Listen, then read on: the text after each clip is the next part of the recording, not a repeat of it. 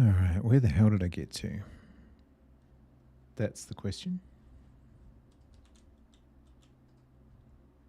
I remember.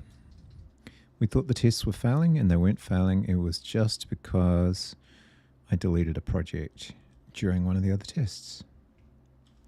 So before we run this test, or we'll run this test before we do the deletion. Sounds like a reasonable plan. In fact, we'll do it up with the gets. Get project. Oh, I need to start this too.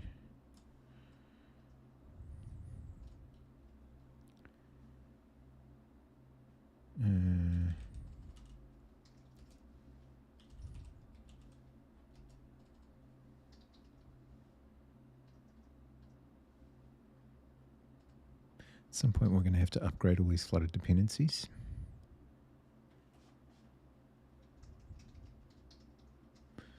Ooh, it's slow today. Running a lot of CPU crap.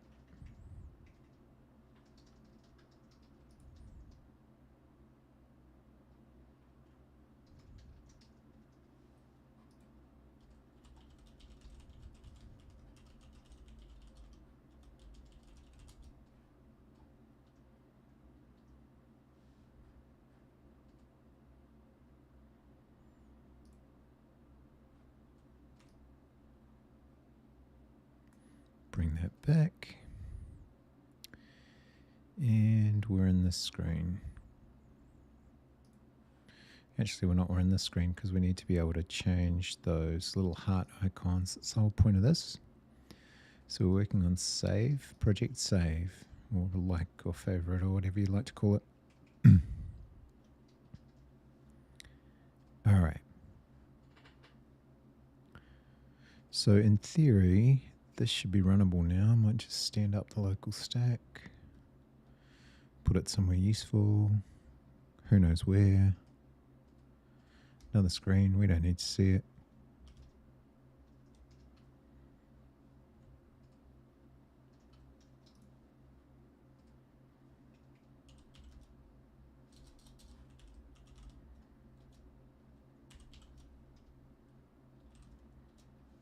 Oh, it's already running. Look at that.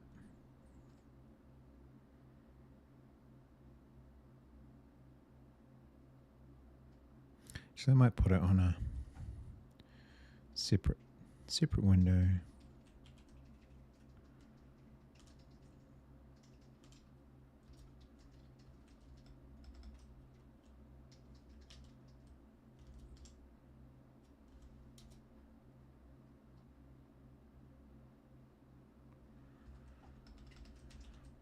API and DC up. That'll do it. Okay, so tests are failing. Is that still failing after moving this? Create project, update project.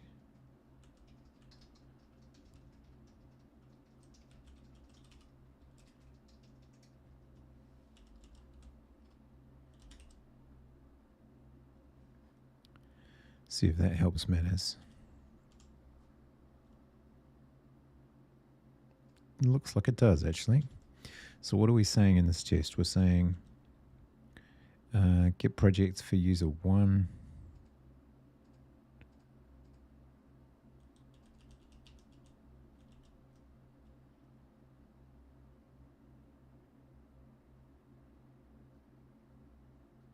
Okay.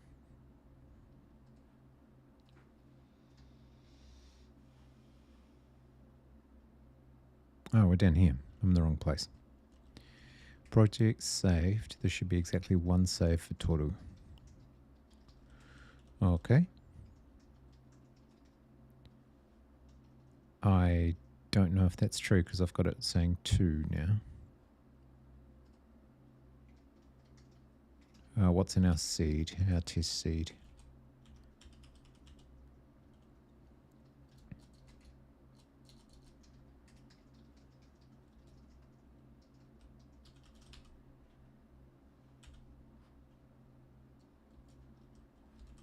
No saves? Oh yeah, users projects. Just the one. For Toru? Yeah, so we shouldn't get two.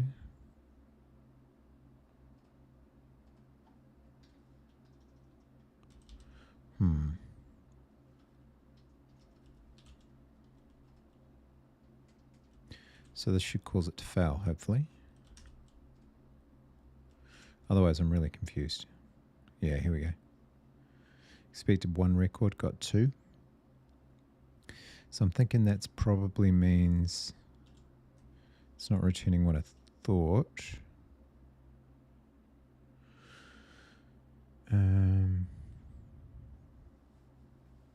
Not quite sure why. I think we found a way to output this response at some point. I just can't remember what it was.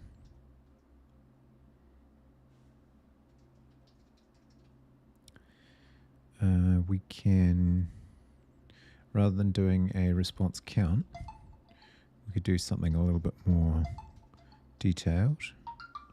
Why my phone is going off, I don't know. Excuse me.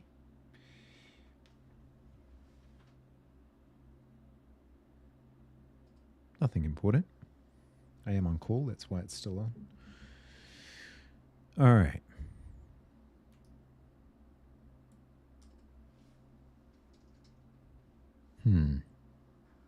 Why is that failing?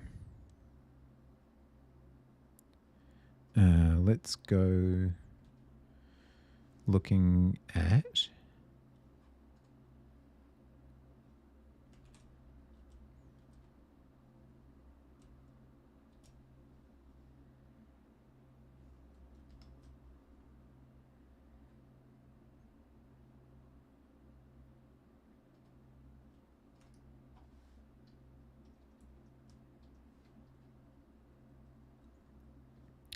how we define this. So we're in projects router.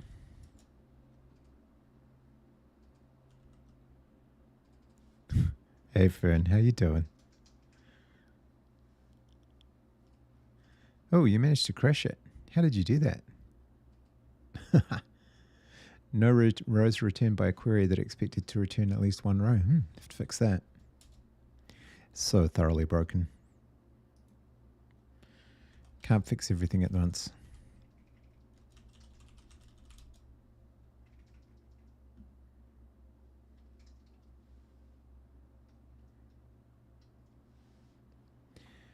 Now, yep. Yup is the operative word.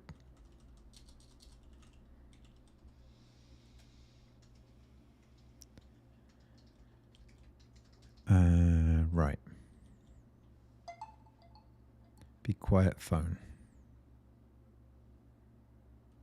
We don't actually need this right now because we could at least put it... Oh yeah, it's crashing again. What the hell? Mysterious. I'm not going to fix it right now. It can stay put.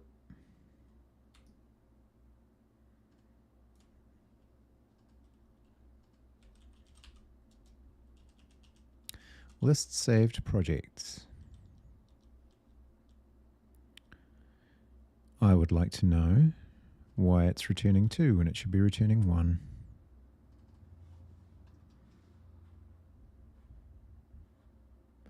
That is the question. So let's make sure that we are actually returning 2. Fiber in your diet doesn't help if you don't drink water that much. It's very true.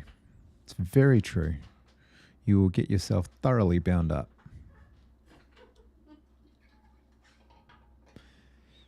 The water is essential. It's an essential part of the equation. It's the balance between the two.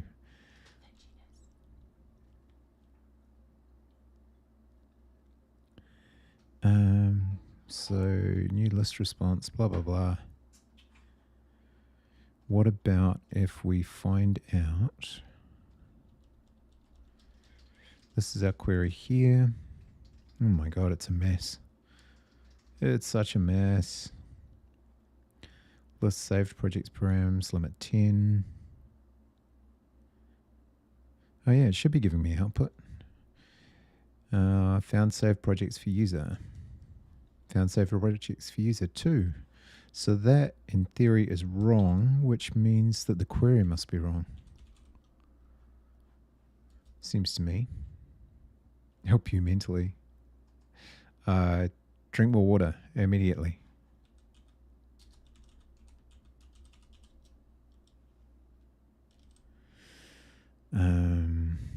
Okay. From projects P, join users projects, join buckets. No, like you're there? I have no idea what you mean, dude.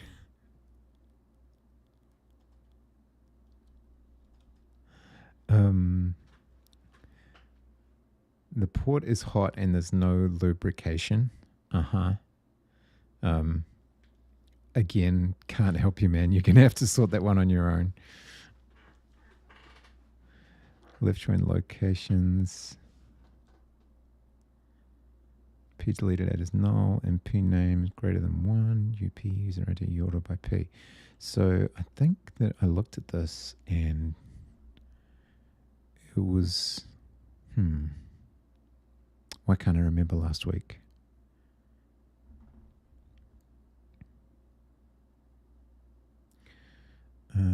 ID, splash ID, blah, blah, blah. Join. Oh, I think I remember this. Okay, so let's actually try this query and see what's going on.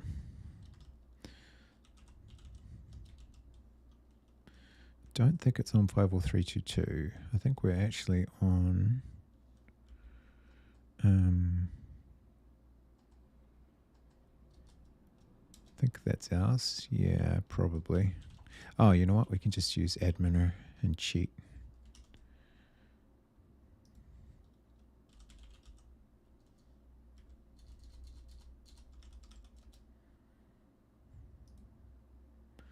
Postgres, bucket. You're sorry for divulging the details. No, it's fine. I mean, I feel for your affliction, but I'm just not sure I can help remotely or, at all. Okay.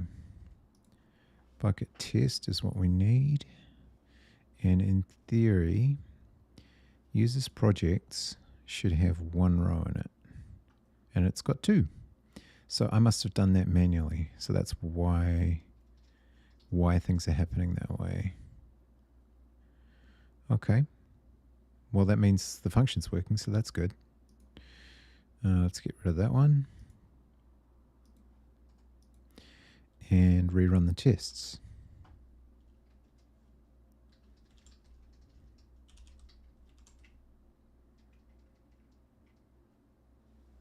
So now expected 1 got 2. Still, really? It hasn't been reset then?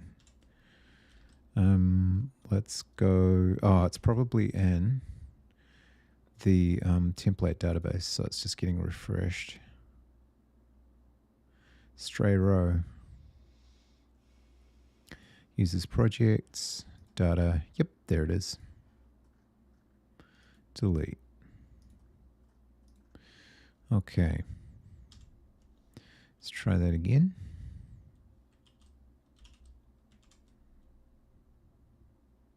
And that's a test pass. Okay, so I'm not going completely crazy. What's my favorite fiber intake method? I would have to say broccoli is my fiber of choice.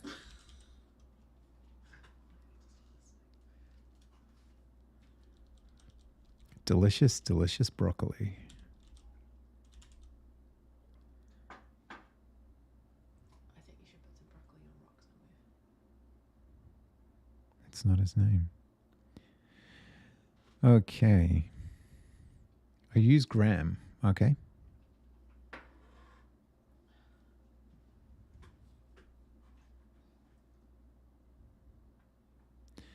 Now, in the seed, did I get that one right? Test seed. Saves. ID from users where name is Toru. Yeah, that'll do it. ID from project where name is Tahi. Yep. Okay, cool. So that's going to pass. Now, in theory, we should tidy it up a little bit. And we should also have a better test. We can get rid of that, for one thing. What's wrong with this? Unnecessary type arguments. Oh, you're going to be all smart and infer the type for me. That's pretty cool. This app is a crowdfunding app for local kind of community environment projects that I volunteer some time every week for. Unfortunately, it takes a really long time when you do it a couple hours a week. So, but you never know. We might get it off the ground at some point. It's for a New Zealand charity called the Fairground Foundation.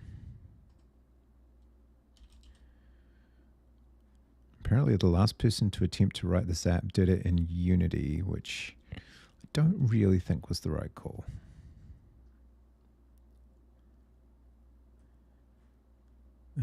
Params, if error is not equal null, we don't need to do that for now. Excuse you? Yeah, I know, weird, right? No limit. Oh, we have a limit. We'll go to do... Oh, actually, we do have PG, so we could go limit PG size.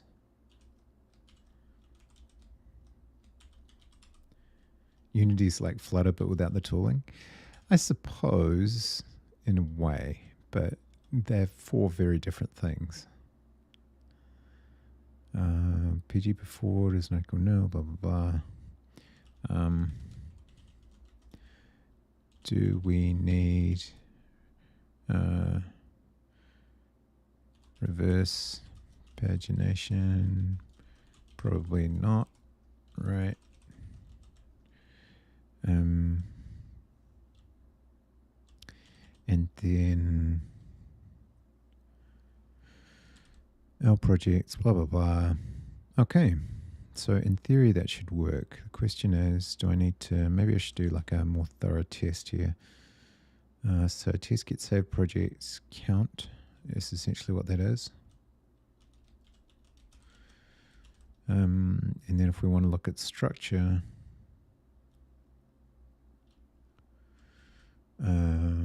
what do? We do a diff, right? Yeah. So let's try something more akin to this.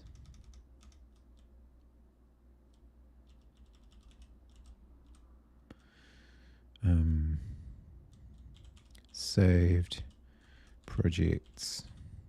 No,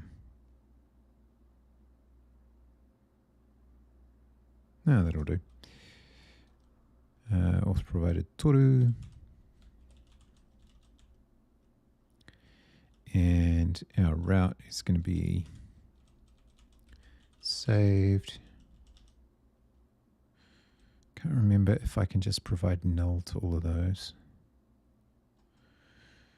What is response diff's definition?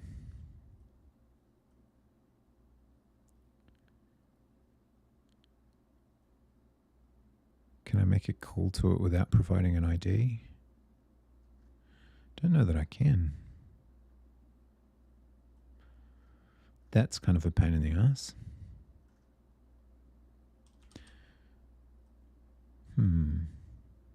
I suppose I could provide 0. Should be a bit rough, but it would do.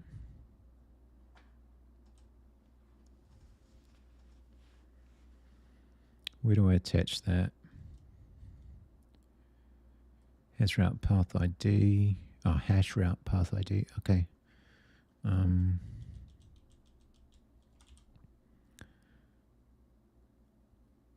If ID is less than 0. Oh, that's good. So I can pass a negative number. That'll do. It's a bit hacky, but what the hell?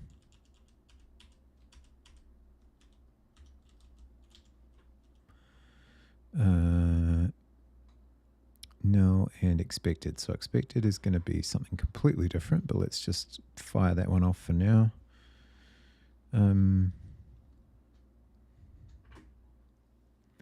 Flutter raw dogs the rendering as well. Yeah, it does a bit. Just a different engine geared towards 2D compositing.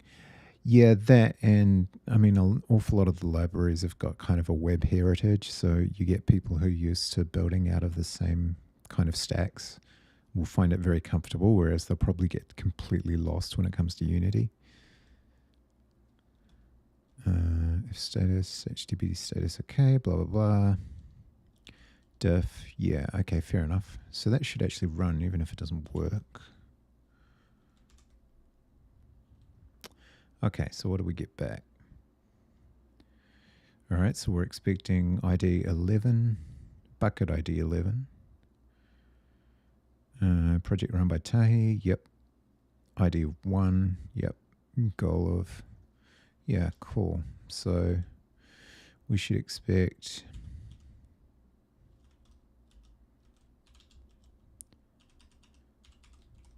like so, and so, so. And what was the splash ID?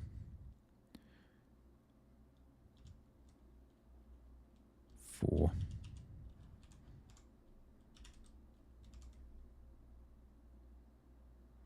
And that passes. Cool.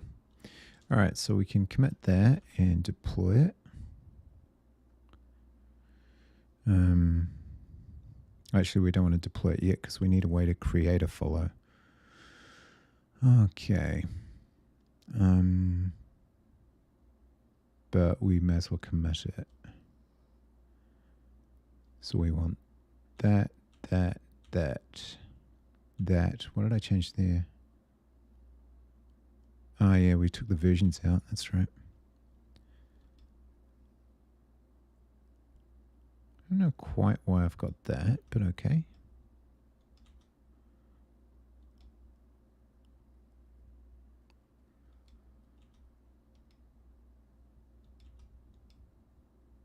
Yep. And yep. Okay. Get list saved projects.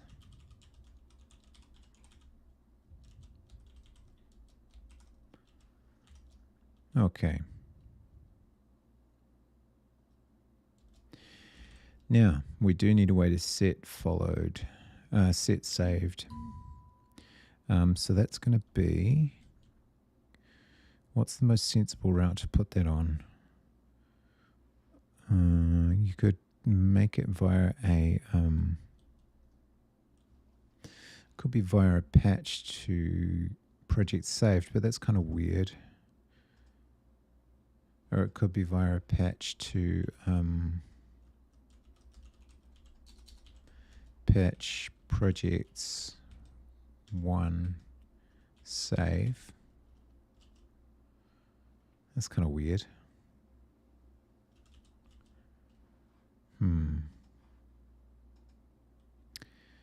Or you could then argue it should be post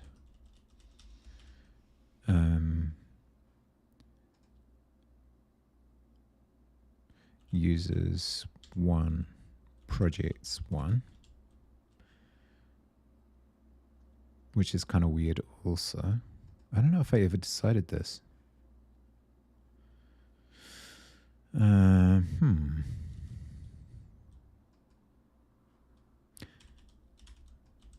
we got it anywhere? Got routes. I think it would be more sensible on the project route rather than the user route.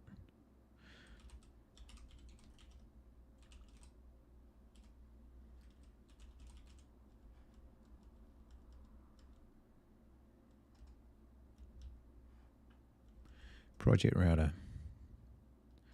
So we've got get the root route, we've got get saved, and then get individual projects. You could do it as a patch on the individual project with a follow tagged on, with a save tagged on.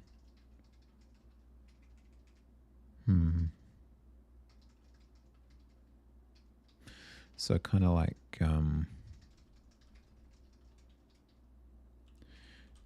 use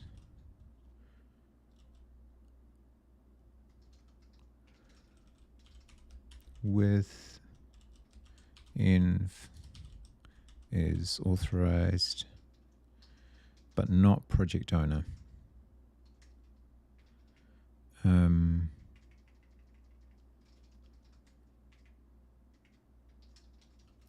Auth projects or read. Actually, how did I implement is authorized?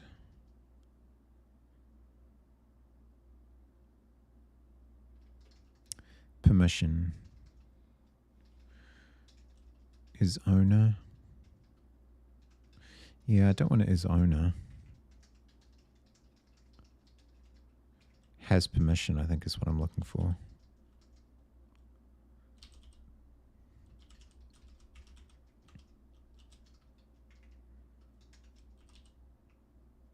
Permission string, yeah. Auth projects will read, and then it would be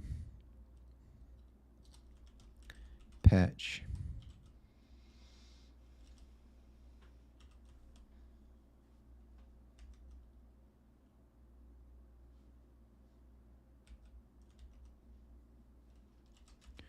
save,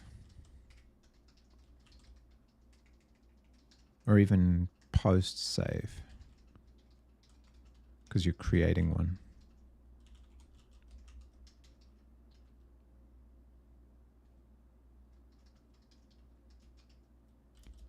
And that would execute env save project, which doesn't exist yet. So we'll go to get project.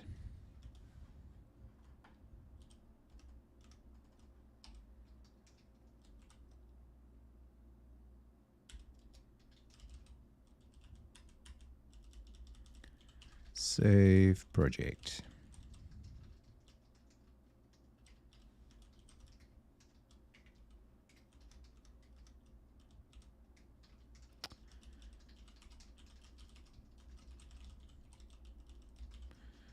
Save project by project ID and user ID.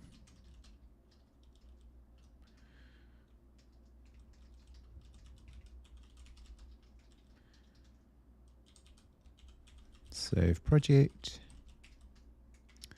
entity ID, path string, true, project ID. That is correct. I'm actually not sure if I have to specify. Oh no, we're good, I think. I think we're good. Success is probably going to be no content unless you want to return. Would you want to return the saved project? I feel like you've already got it, basically. Might be good API behavior, I suppose. Success 200.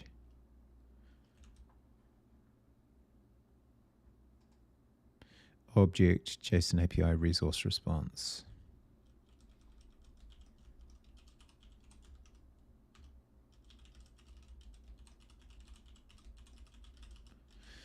Failure 400, almost certainly.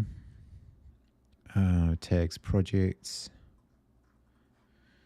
and save project. The P is the project and the user is going to be the authenticated user.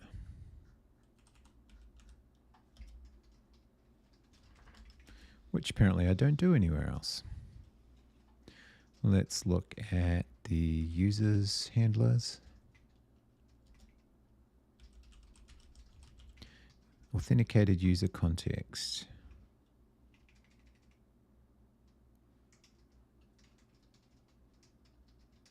Yeah.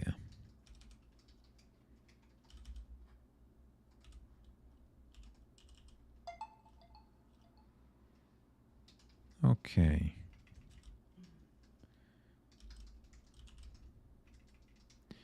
Now what's it complaining about? Declared and not used. That really shouldn't be an error. That should be a warning. Okay. So now we need a query for it, if we don't already have one. Looks like we don't. So this is going to be create saved project, or just save project, I suppose. 1, or actually no, it's, what do you call it, an execute, something like that.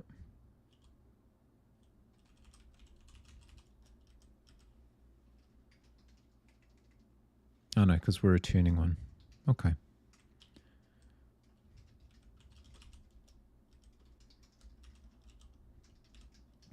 And it's going to be insert into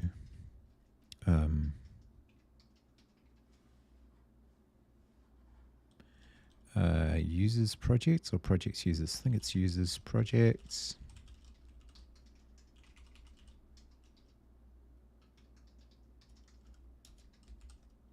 Users projects it is.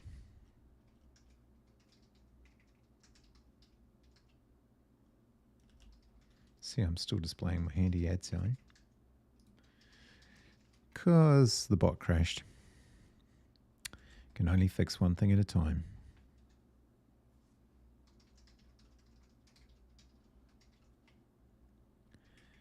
Okay. Where's my query gone? There it is. Values 1, 2.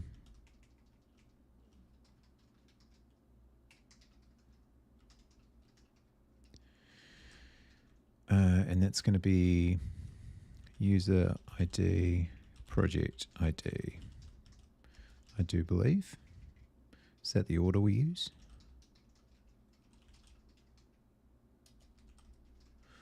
Users, then projects. Yep.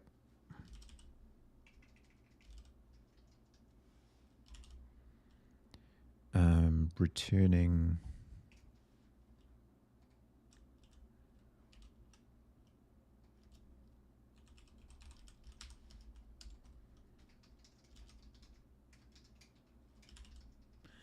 yeah. Okay, that should regenerate, hopefully.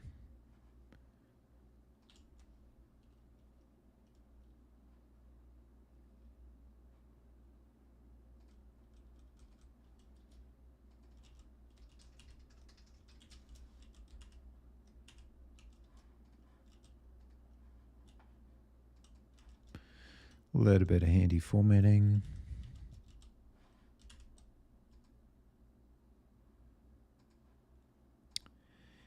And that should be enough for now. Don't need that. Don't need that.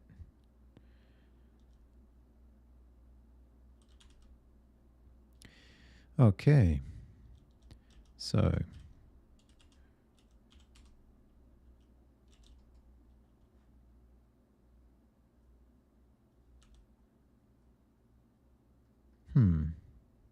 oh, right, because we're already getting the project. I gotcha. So we got to do if error is env projects save project.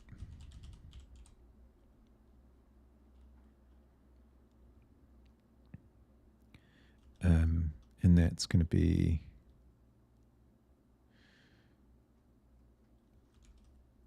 and p project and au. Oh, we can just pass the IDs, I guess.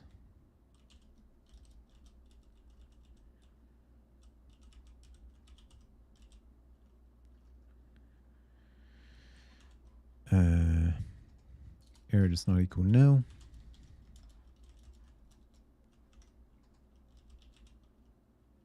Render status HTTP status bad request. It's not great actually. That could potentially be a 500, but never mind. JSON API render WR JSON API HTTP renderer error renderer error invalid request nil. Return. What's the problem here? Oh yeah, we don't have saved projects yet. Fair enough.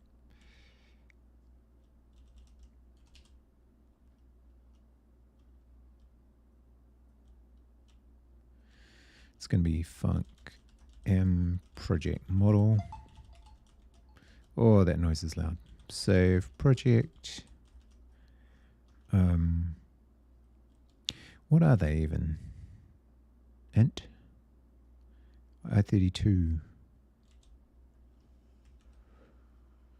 Seems to me.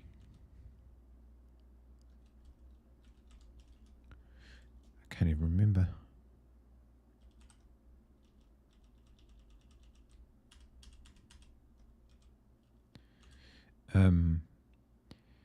User ID.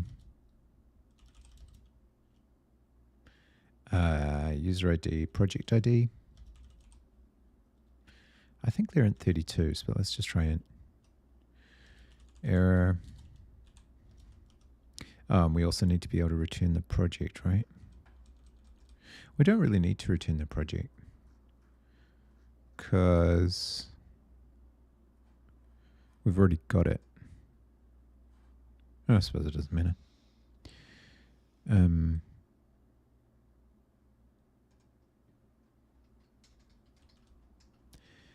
So db get project row.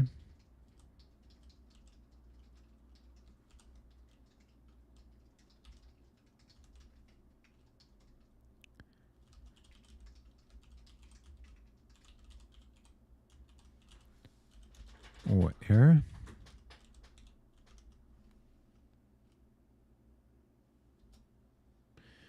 Hang on a sec.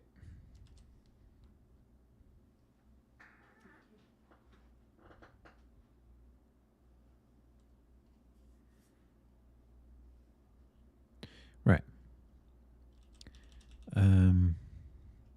If error m session, actually we do need the result. So it's going to be updated error qtx save project context background and update params, where update params are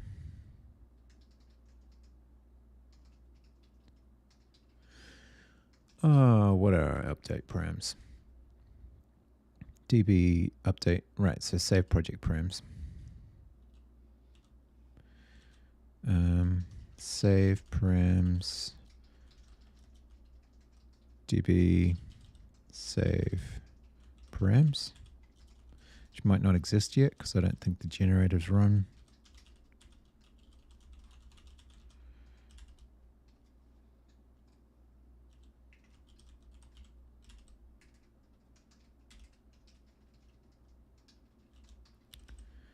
See if we still got any errors. One variable, but it returns two values. Yes, it does.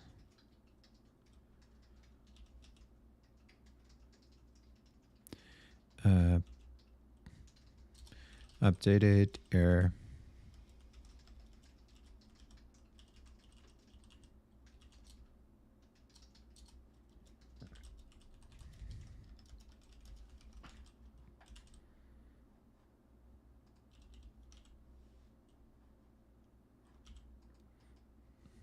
Can't use AUID. Oh, it's a hash ID, right? Yeah, good point.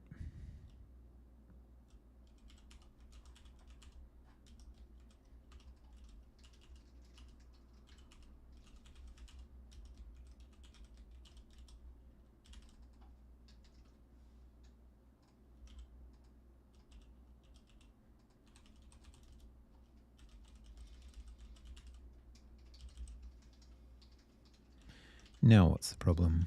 Declared and not used.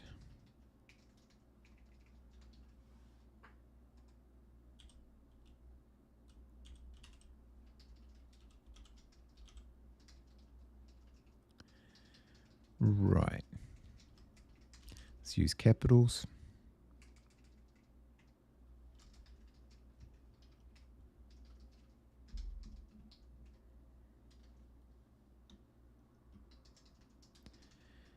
And that hopefully should be it. Okay.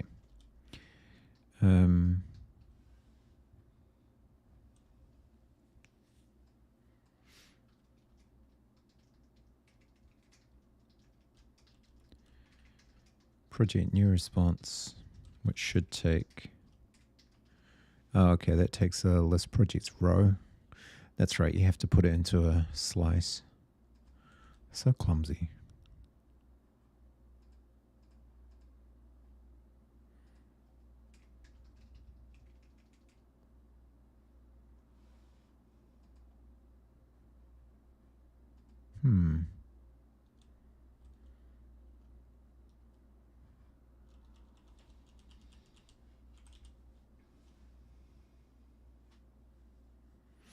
Okay, so project in bucket.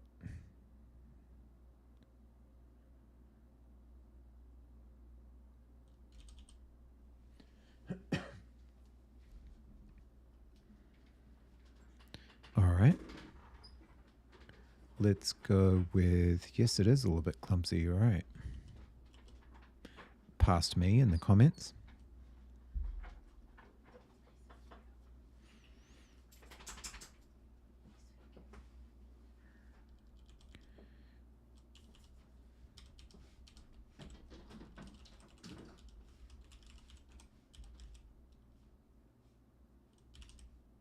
See if that works.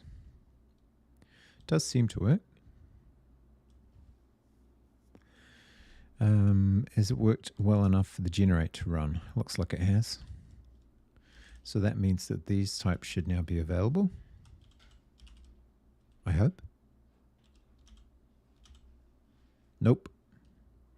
Okay, so let's look at our types. Or is it that? No. It's probably save project params. Yep. Okay.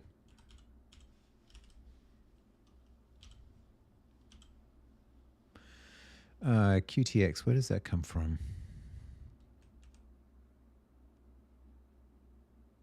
Oh, that's because we were doing it in a transaction. We don't need to do that here. So it's probably M. Or is it M queries? Session queries, okay.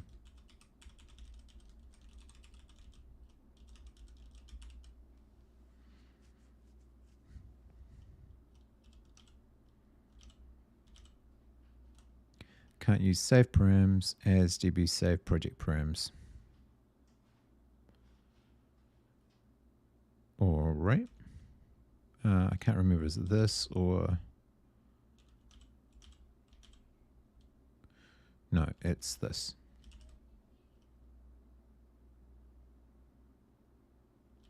Okay, so save project params is going to be project ID, PID, and user ID, UID. Looks vaguely sensible.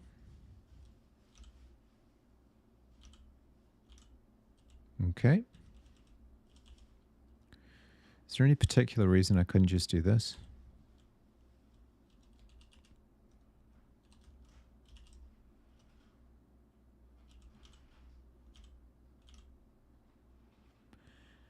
No, we'd need to do that.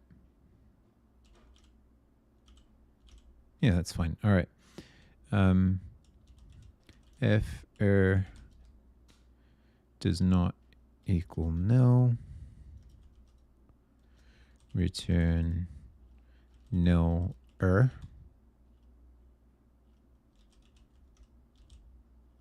Otherwise, return and db get project row.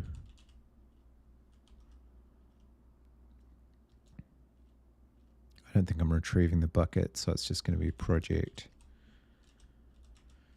updated. And no. What's the problem here? Oh, right. It's not a DB project. DB users project. Oh, right. Yeah, returning star isn't going to work in this case, is it? Screw it. Let's do the easy thing. In queries, returning star. No, no, no, no, yes.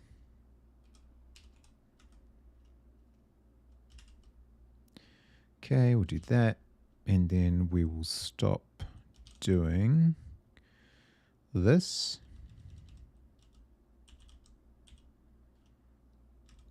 If error does not equal nil,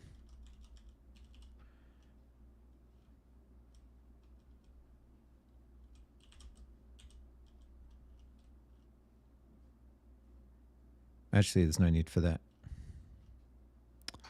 You can just return that.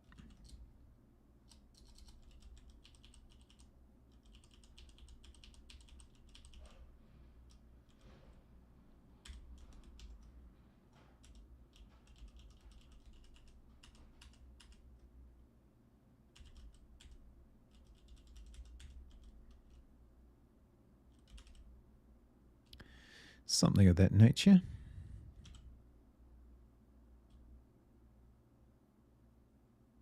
Oh, right. So this now needs to become... Oh, wait, this is a generated file. Oh, why is it...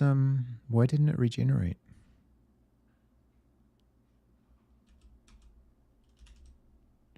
We must have an error or something. Specifies parameter 1 without containing a returning clause. Save project. I think it's just execute. No, what's it called when you delete something? Exec, right.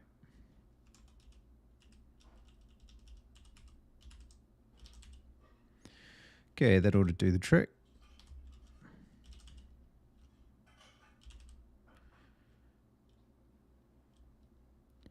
Yeah, I don't see why we don't just do that here too. Return.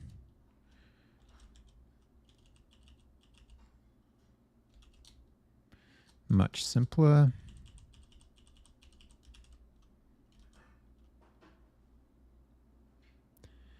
Okay.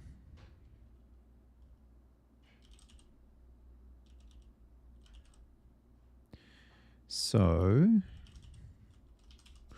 where were we?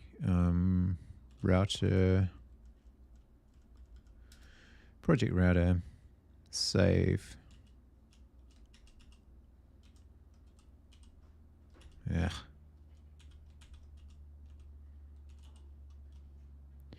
All right, so here we're just going to do if error does not equal nil.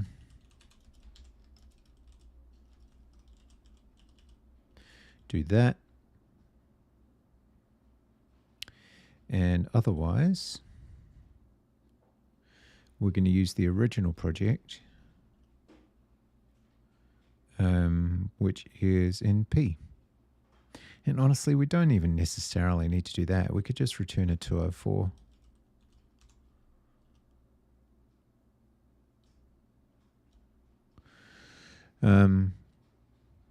Which seems fine to me.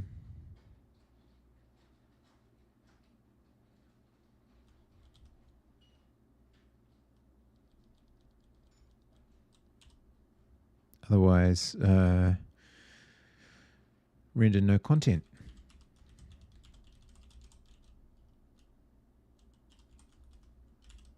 Should just about do the trick. Looks like it's still complaining. There we go.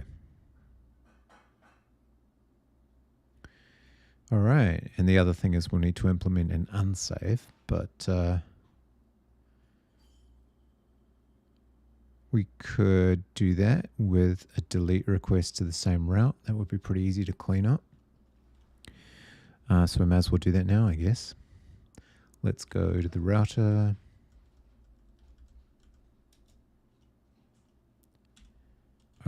With env has permission auth projects all read post no delete save env delete saved project.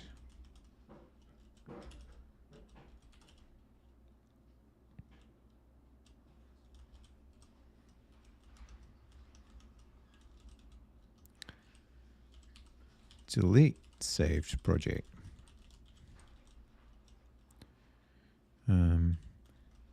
Unsave.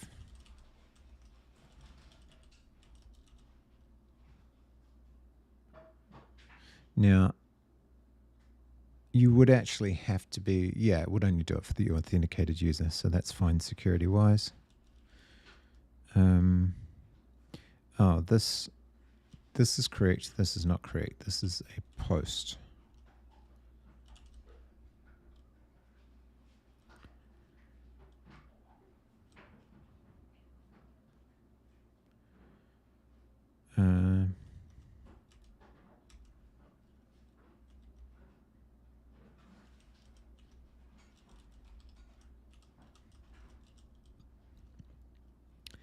Entity ID, project ID, yep. Success 204, sure. It sounds fine. And delete saved project.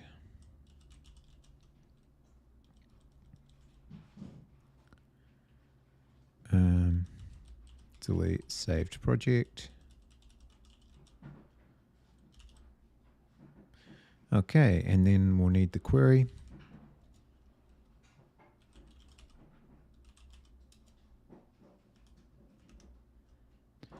And it's going to be name, delete, saved, project, exec.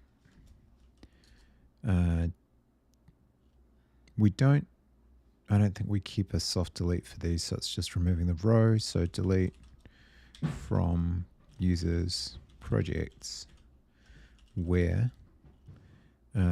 user ID equals 1 and project ID equals 2.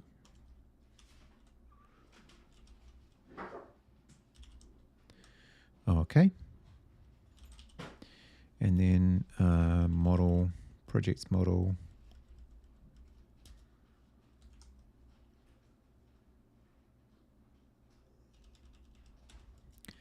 Func m project model. Delete saved project. UID hash ID hash ID. PID. Error.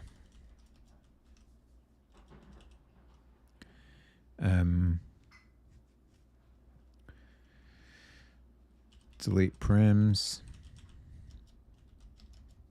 DB delete saved project params. This obviously hasn't run yet. Project ID and user ID. Return m session queries. Delete saved project. Context background.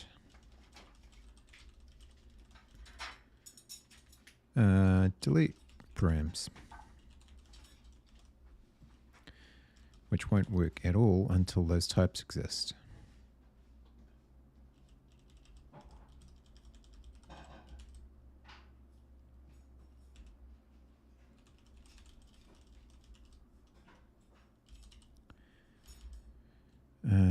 Let's see here.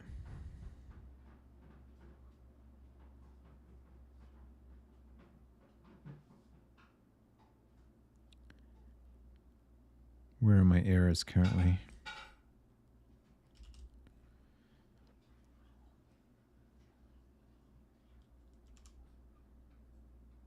No, there aren't any.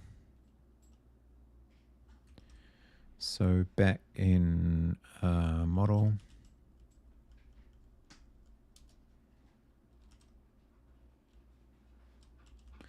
is that generate run?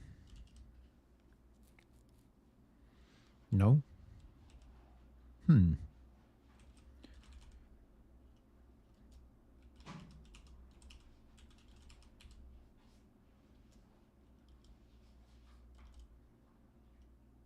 That should have worked by now. What's going on? Ah, here we go. Unreachable code in project model 250. Oh yeah. Should still work though. Still undefined.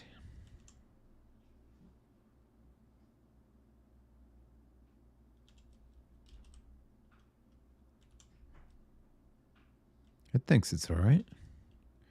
Why is the LSP having so much trouble?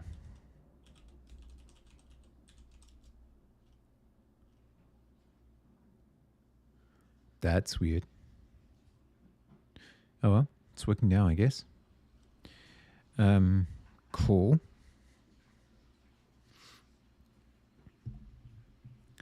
So that means we ought to be able to write integration tests for both of those, I do believe.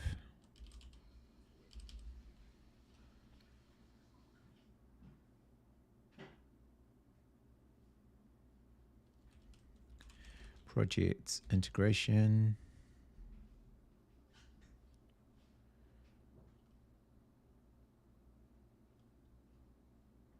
Wait, what did I make the name of the route? Oh, that's right. It was delete. Okay, I gotcha.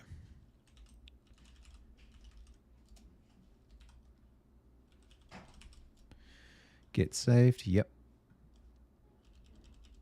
And then we will, what we'll do is we'll take that counting one,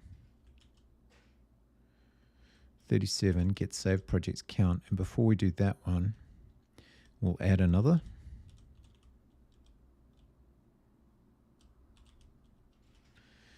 And we'll put it in here. So func test create saved project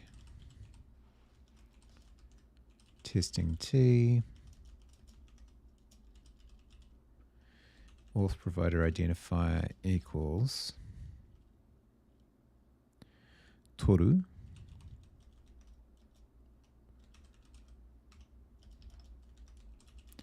So we'll change the user, and then status error response status method get projects. It's going to need to be, I suppose 2 is fine.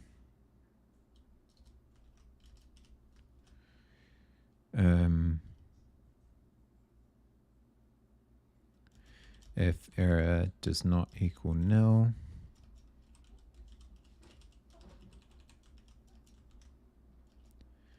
if status does not equal HTTP no content,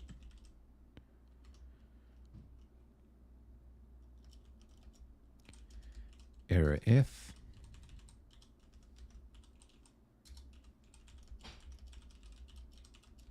It's nice to be writing in a code base where there's a lot of established patterns. It just makes it very easy to add on. Took a long time to get there though.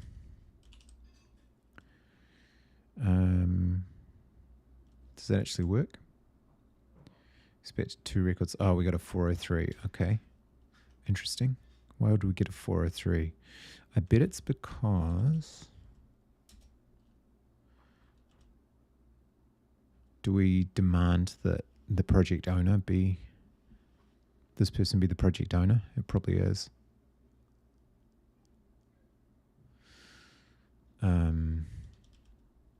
Project's own right.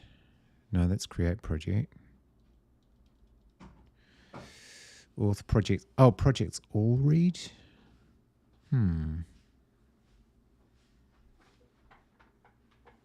Don't know.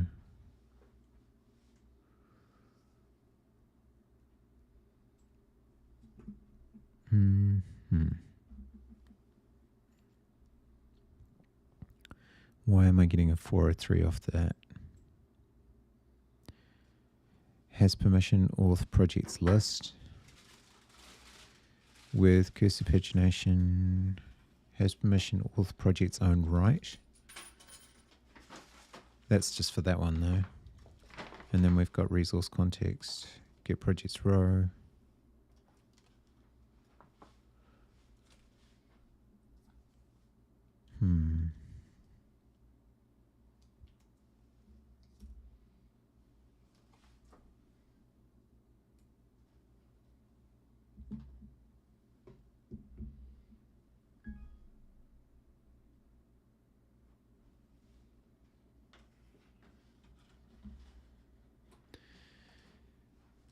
Okay. Oh, that sounds annoying.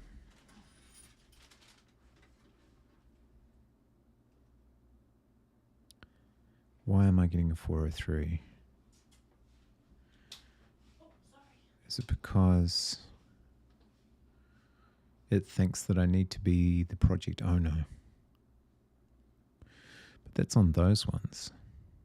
Did I not change the route? I didn't change the route. That's why. Oh boy.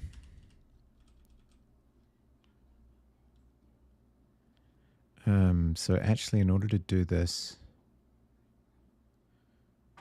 I might need to hash the ID before I send it, because I need to create like a compound route.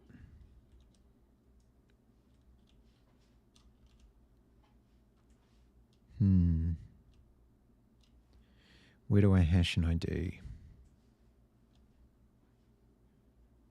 Oh, like there. So hash ID, new hash ID. All right. Let's try create saved project. So I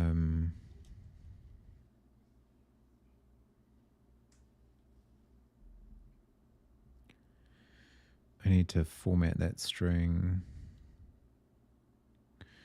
Let route. Let's go and see how we define this.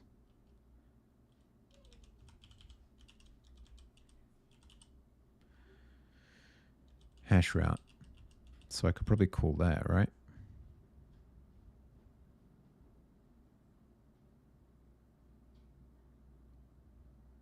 Or I could just do it in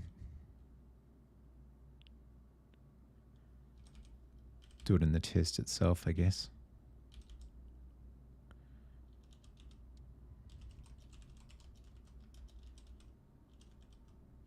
Oh yeah, it's not let. We're not in Rust.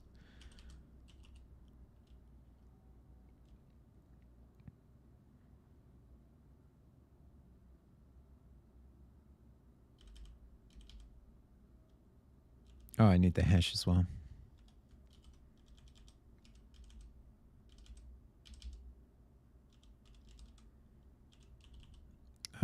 So we're going to encode the string 2.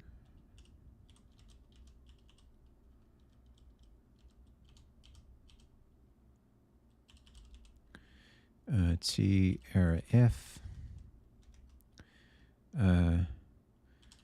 Failed to hash. Actually, it's not error F, it's fatal F, I think, for this. Yeah.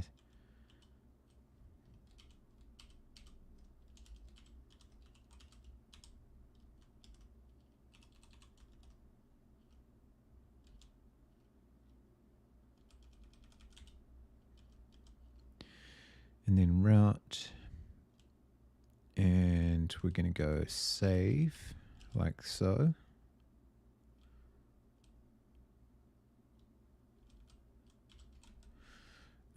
Projects v save. Yeah. Okay. And then this becomes route -1. Yeah, something like that. We don't want it to be forbidden. No content.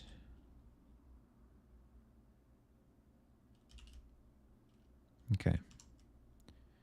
How are we doing? Should be no content got 405. Why am I returning a 405? Oh, method get is certainly wrong.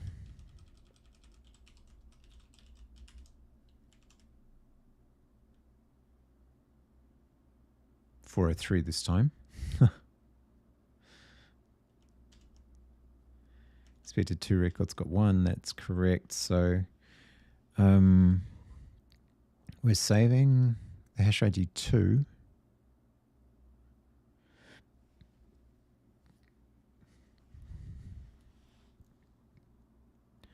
Not quite sure what I'm missing. Why am I getting a 403 still? Should be any authenticated users should have that permission. I wonder if they don't. It's a possibility. Let's look at test seed. Insert into users. What about roles?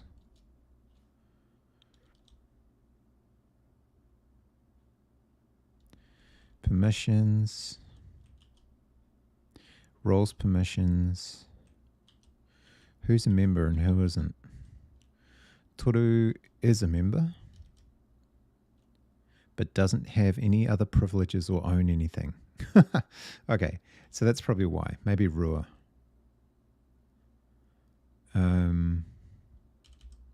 Yeah, maybe it should be Rua.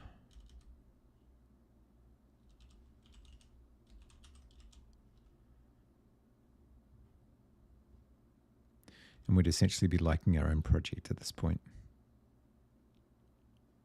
Since the Rua is 2, let's try that, see if it improves matters. The 403 was appropriate in this case. No, not in this case, though. Damn. Does member have, if we look at test seed again, does member have the permission for projects or read?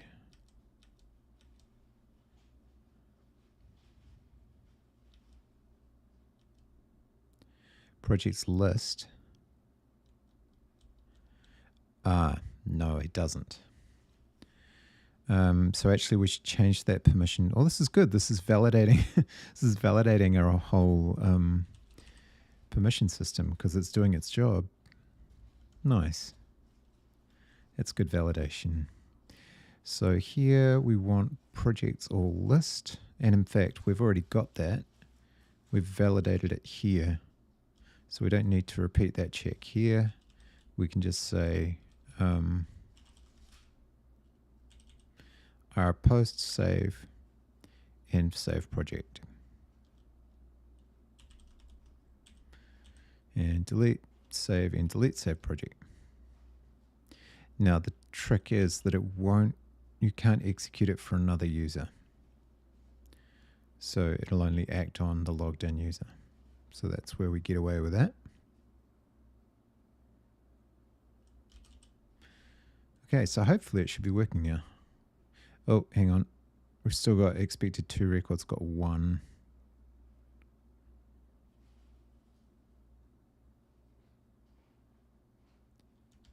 Failed to build, hang on. Nope, same problem still. Well, at least we've gotten rid of the 403.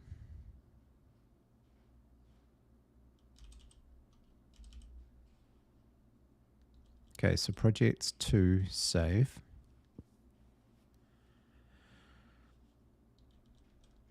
And if status is not status no content, but it is. But of course, we're changing the person that got the saved project. So this has to be Rua. And our test seed needs to specify Rua. I hadn't realized Toru was like a didn't have very many permissions. Okay, hopefully we should be just about there. Nope, still got 1. So is that because I need to refresh the seed, the test seed? I think so.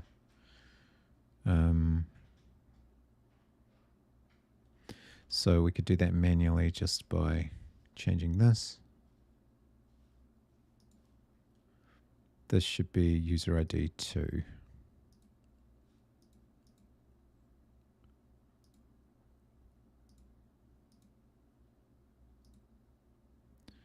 Okay.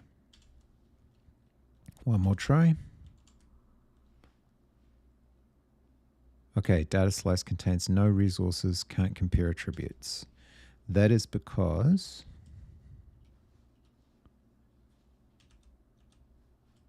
hang on. There should be exactly 2 saves for Rua after adding 1 in the previous test. And then we go up to the diff, and the provider should be Rua. Yeah. Okay, we're back to gold. So now we should be able to delete 1 and check the number again.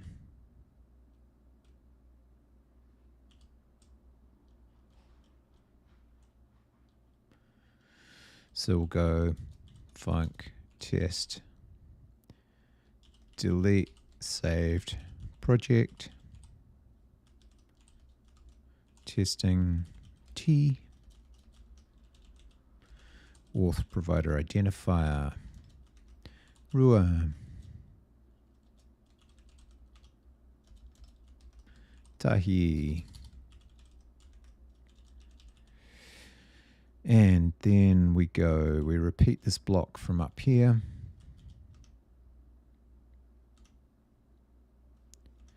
But with a different verb, different HTTP verb.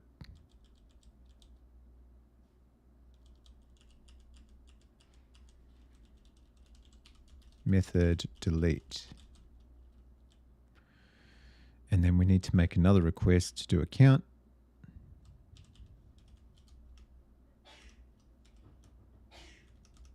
Gesundheit.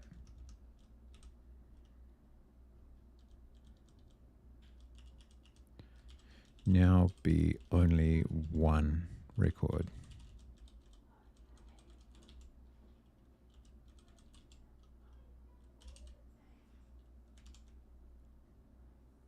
Yes. All right. Now we can commit that.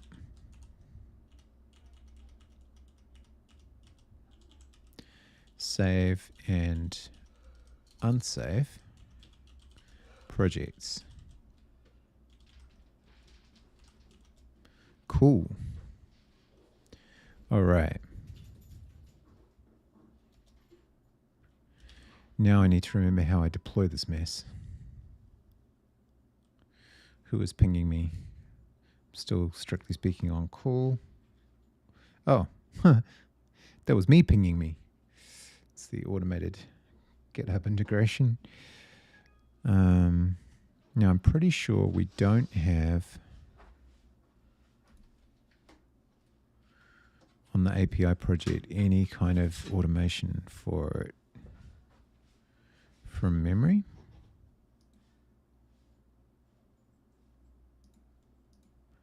So I do the deploys from local. Have to have a look. Oh, it is deploying. Really? Well, look at that. It's running my tests. Well, what do you know? I did not remember that I'd done that. Wonder if it reseeds the database as well.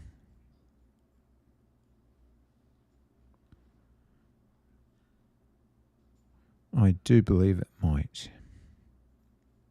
This could take a moment.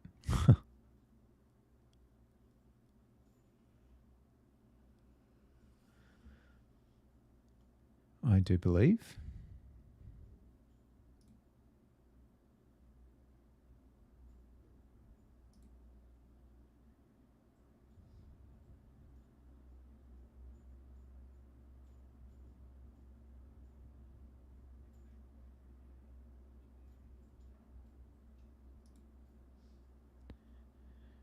Is a rather slow test cycle.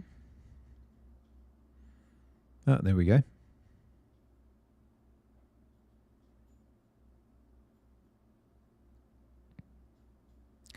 Now it's going to deploy.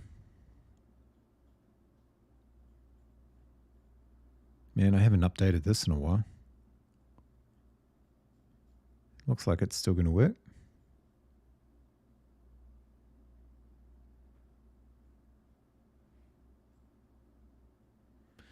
Doing a little ECR login. Checking Trivy. Actually, Trivy's probably going to fail. Chances are. It's bound to have been some kind of vulnerability since the last time I updated.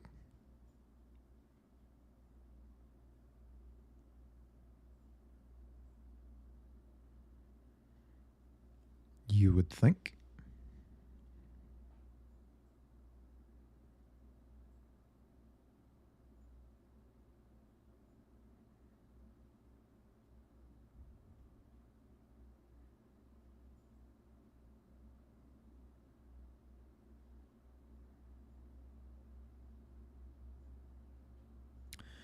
Oh, so slow. So it goes through its little build.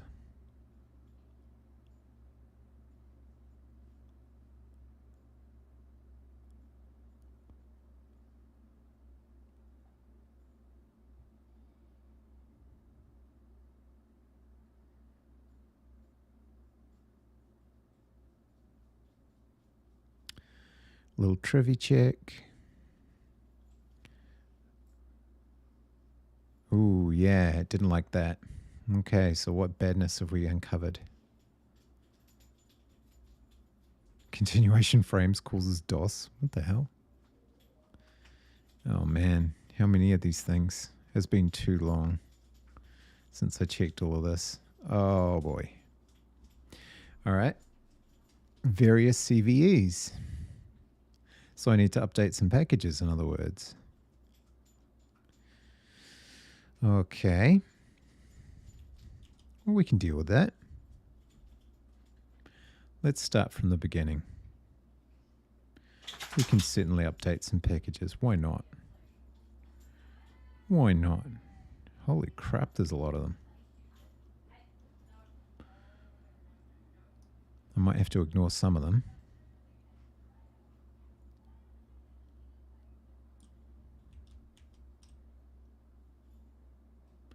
Let's see here. Okay, here's the start. All right, what do we got? libcrypto. unbounded memory growth, installed version 314R5, fixed version 314R6, libcrypto. Do I in fact use that directly, or is that a dependency of something?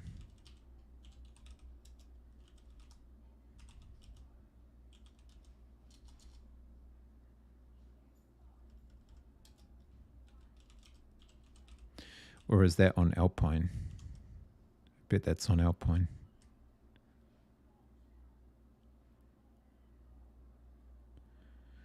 Yeah, just for Alpine. Okay, so 3.19.1. What version of Alpine do I need? Is that Go Alpine or just Alpine?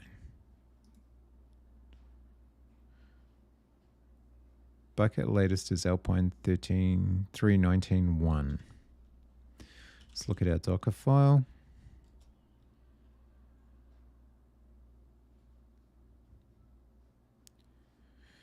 .122.0 Alpine.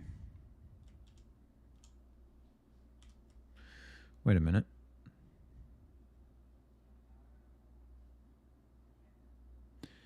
Where is this? Bucket latest, Alpine 3.19.1. I don't want to bump the version of Go right now. Docker Go.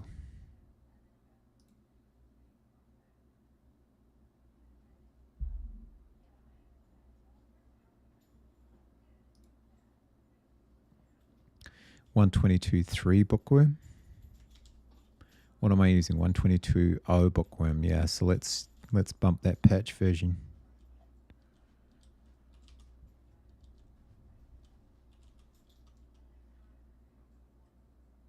Sounds reasonable.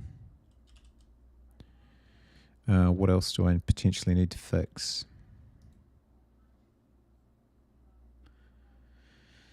PGX v5. SQL injection, really? Fixed version 5.5.4. What have I got?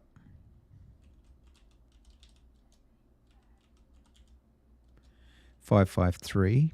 And what's the latest?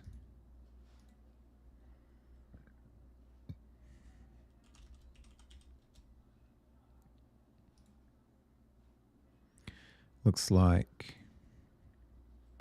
5.5.5.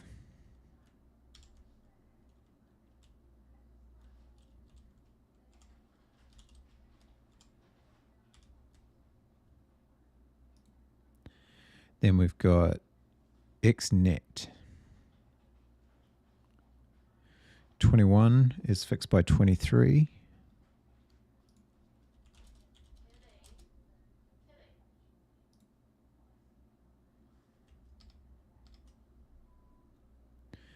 Uh, 0.25 sounds good to me.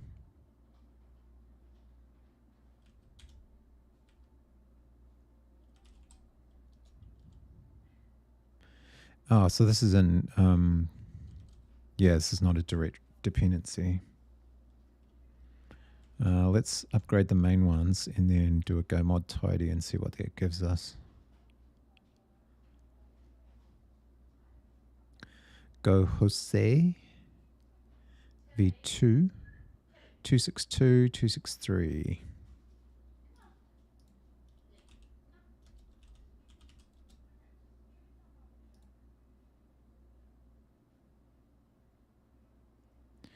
But we've actually got version 4.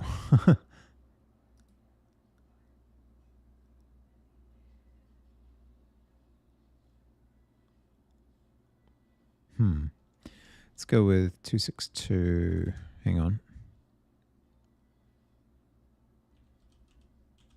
That's another indirect as well. All right. So what about our direct dependencies? Standard lib. I think we've fixed that by just upgrading Go. Standard lib. Go format, standard lib. Standard lib, man. They found a lot of things in 122. That's not good. No, well, it's easy to fix at least. 122, 122, 122. All the way through. Oh, well, that could potentially be quite easy. What about AWS SDK? Don't really care right now. Let's see if that by itself and a go mod tidy is enough to sort things out.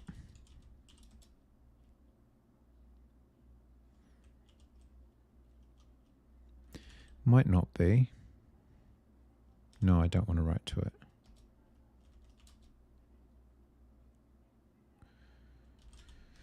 Okay, so we'll add those. Try again.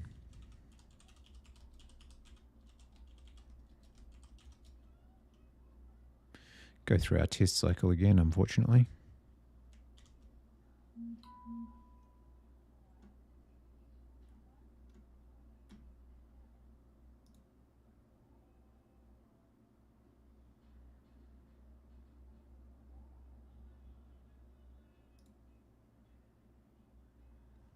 And now the wait begins again.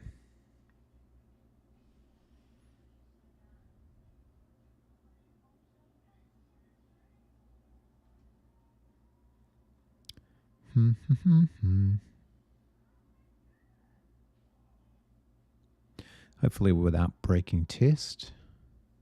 Probably should run them locally, but what the hell?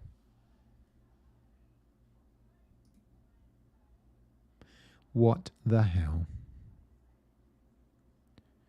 Does not matter.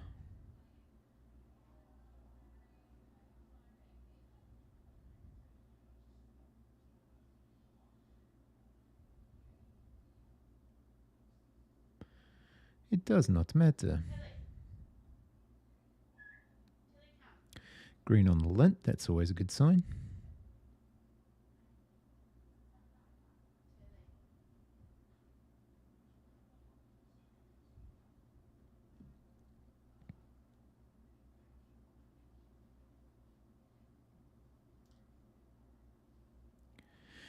And a very slow test cycle.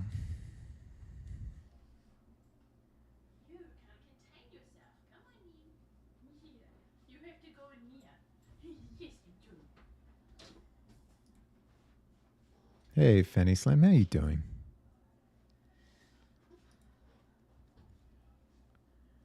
You can join my lurker.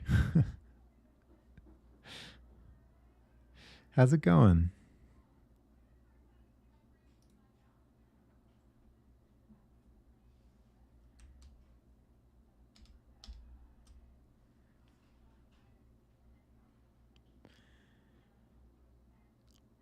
Just upgrading dependencies to stop getting CVE notices. That's terribly exciting.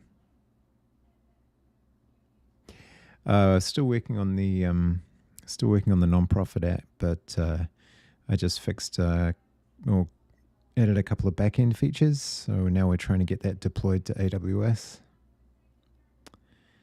If the dependencies will play ball, which will be nice.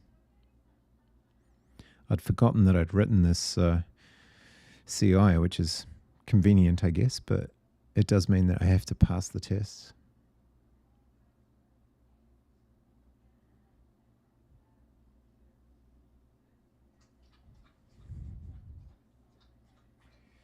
Oh, and there's a naughty puppy that's been banned in here with me. Did you misbehave? Is that why you're in here?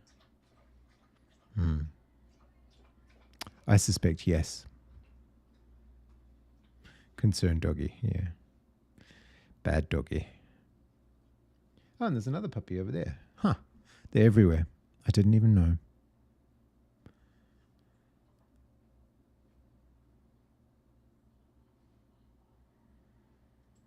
Okay. Now we're scanning. Here's where it all fails. Yep. Okay, well, that's better than last time. What did we get? We got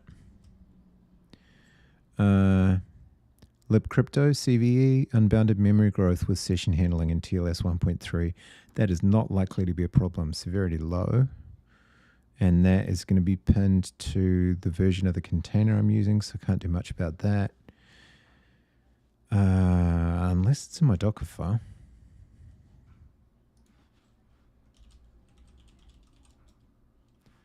Lib crypto SSL. What do I install? Postgres client, probably. And what's the other one? XNet. That is a dependency of what? GoHose, probably. What are these deps of?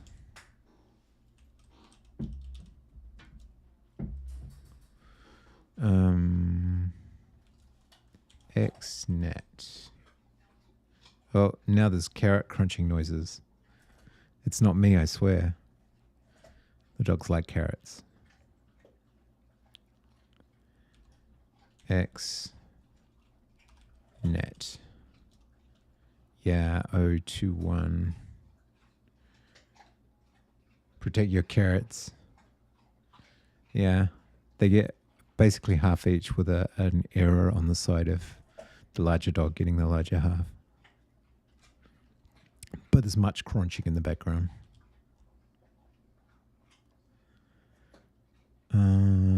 What are those dependencies from? We wonders. Go hash ID.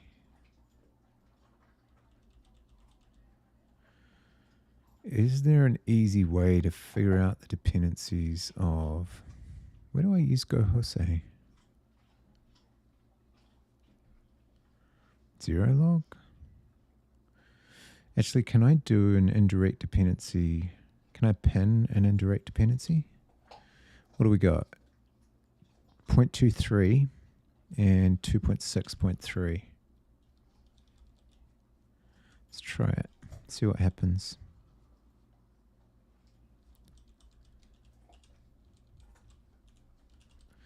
And then in the ignore, trivia ignore, these are probably expired. That's probably what's happened. Yeah. Fix it next year. I love it. Let's look at the CVE numbers here.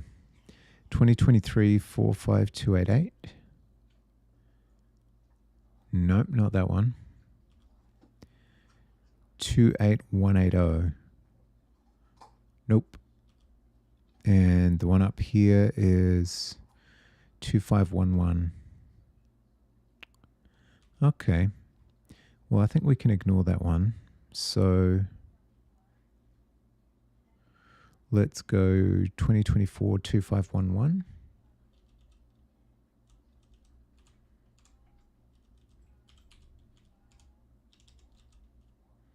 And we'll expire that in, I don't know, June.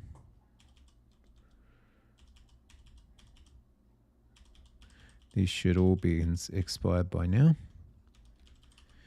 And the other ones are 20. Oh, they might be fixed if those package upgrades take. So we might just leave that. Oh, hang on. Okay.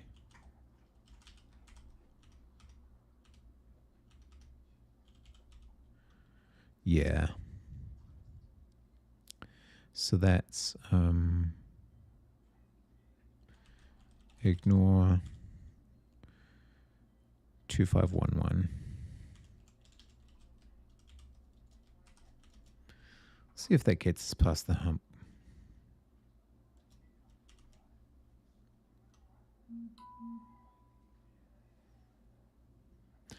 Keep thinking that's work pinging, but it's just me committing.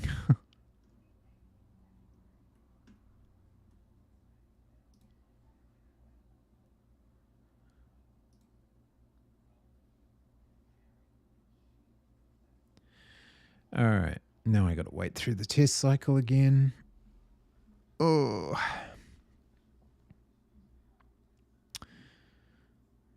It could take ages to get this to a functional level. But I feel like I'm in too deep now to stop. It would seem unreasonable to just leave the people in the lurch. Well, we'll see how it goes. You never know, one day it might do some good. Are you guys still eating carrots? Are you? Was that delicious? Good boy. On your bed. Good boy.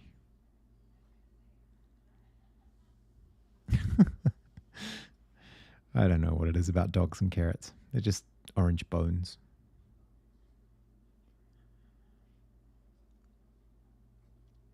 We're tearing out our kitchen at the moment, and it's all very confusing for them. Nothing is where it used to be.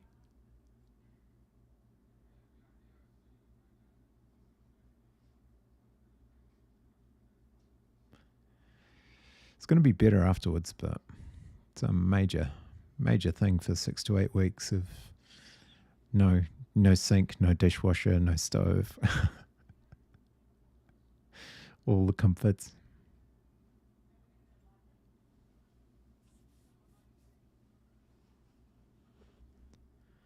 The dogs are so confused.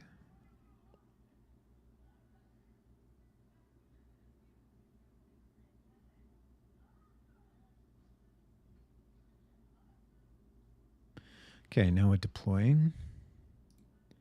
So I assume, let's see if we get past this step this time.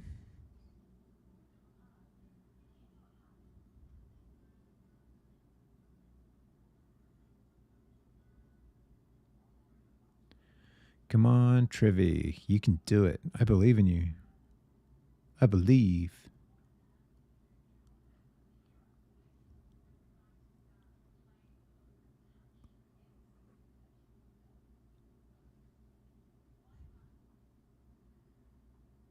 Could happen.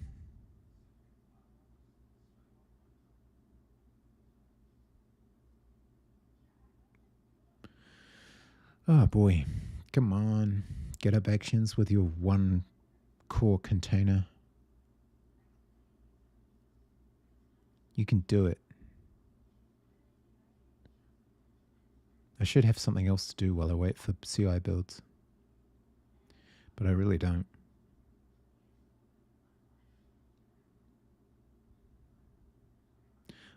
Don't know if it seeds the database as well. I have a suspicion it doesn't. Okay, Trevi, come on.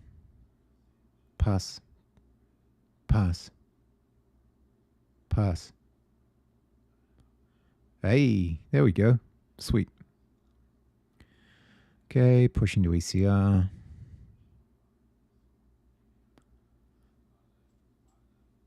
Change the task definition.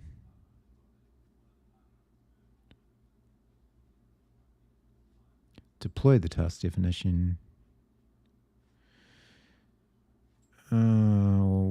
Is my thing using SDK for JavaScript too? Huh. Need to update that action.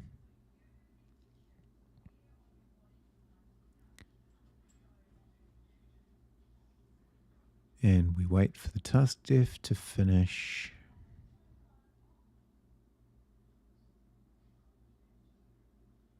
Don't hurry or anything, it's fine. I've got nothing better to do. I'll just sit here and watch the spinner.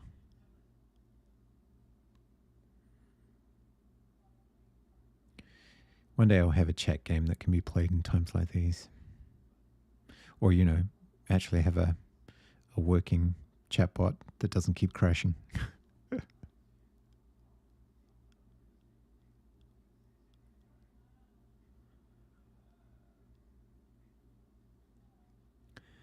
Come on, AWS. You can do it.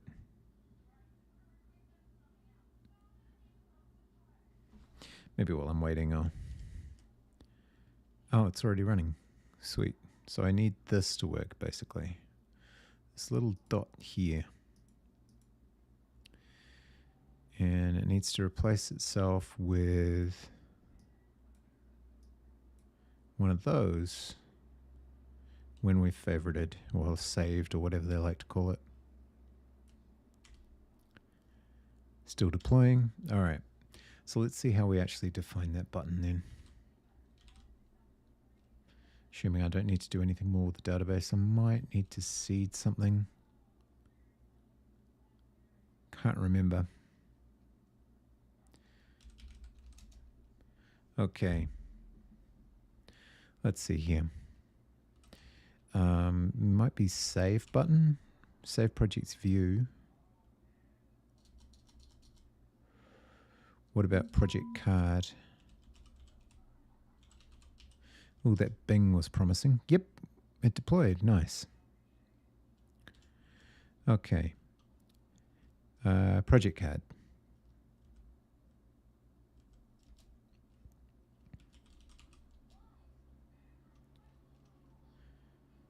People would prefer to see their actual save data and not this random number shit. Okay. Oh yeah, saved as random next ball. Oh boy. Okay, so we need to get that information back. Oh, now I wonder if saves is being returned by the API. I hope it is.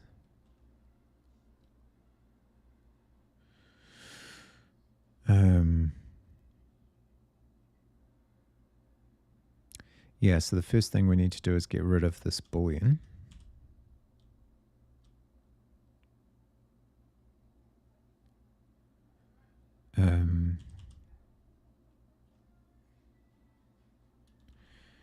Image URL by UID. Image URL by ID.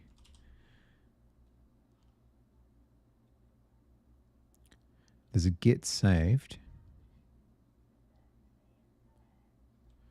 But we also need to know if the project itself is saved.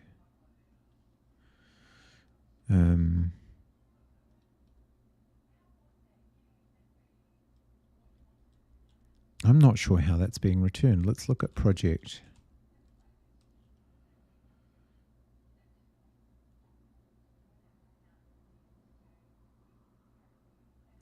You would have to return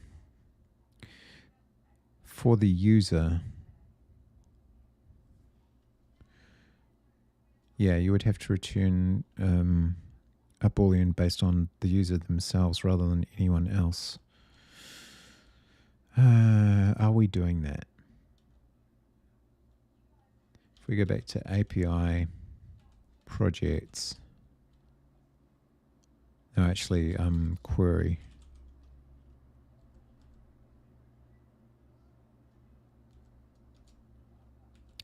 Get project, or actually list projects. Yeah, we're not recording whether the project's saved or not. We would have to do something like left join users projects on UP project ID, but we can't do that. We just need it. It might be a separate query.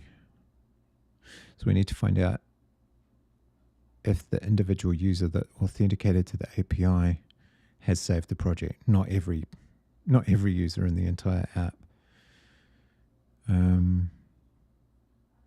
Yeah.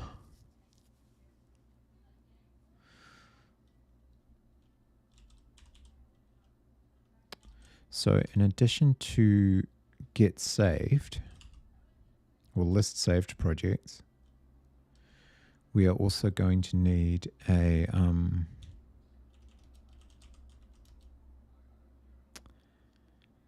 is project saved or is saved project.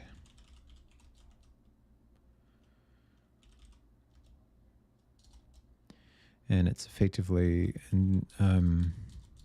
select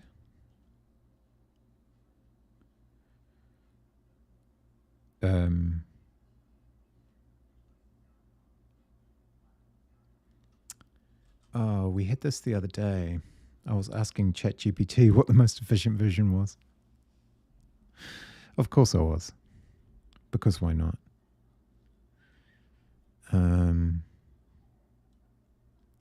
It was... We got it down to a bit of a fine art in the end. Wonder if I've still got it in my history.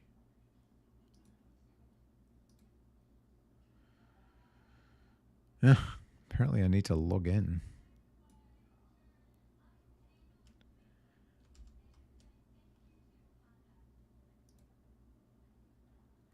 Haven't had to do that for a while.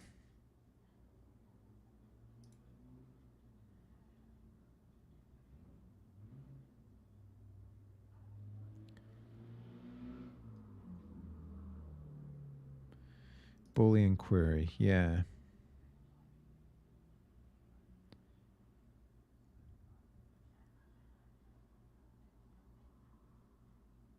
Oh, this was something different, I think. That's right. We were going to use select exists.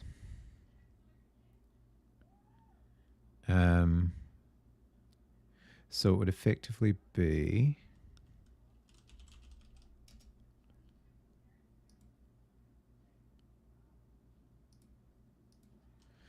bucket, bucket, bucket.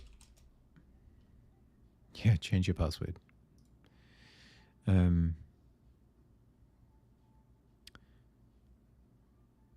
Users projects. We'll go to bucket test.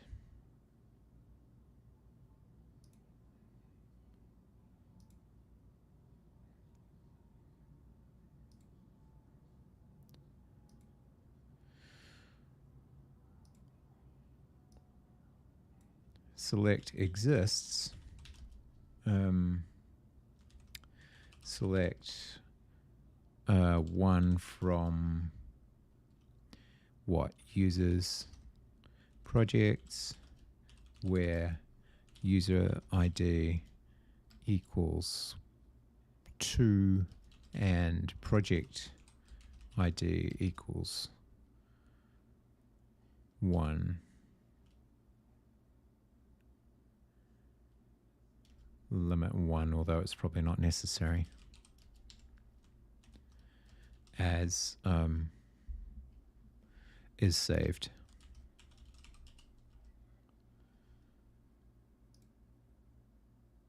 Is saved true. And then if you change project ID to 2, is saved F, yeah. So that should be fine. Select exists. Select one from users projects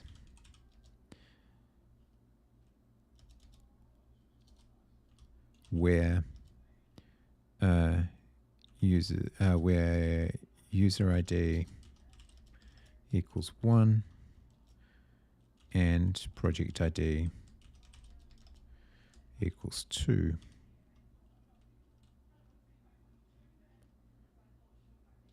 Limit 1.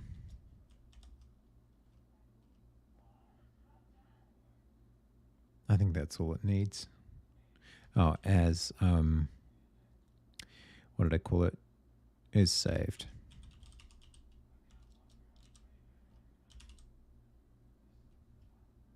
Presume that works with SQL C. I haven't tried. Seems happy. So then we need to go to list projects probably. Or just projects handler. Oh, we're in the wrong directory.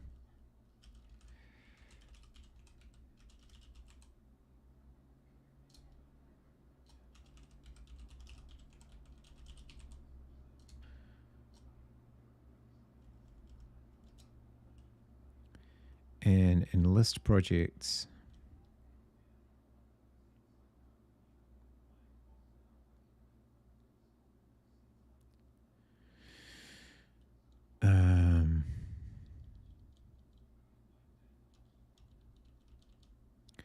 it's env projects all.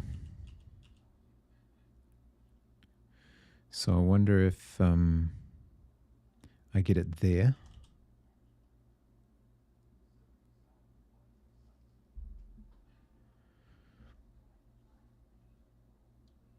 Or if I do it elsewhere, just get the related stuff elsewhere.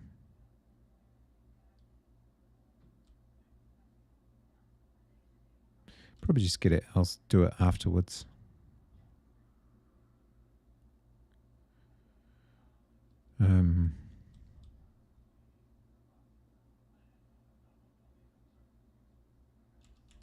So it would be something like saved error equals env projects is saved. Wait, that actually exists? Oh, I already did it. Damn it.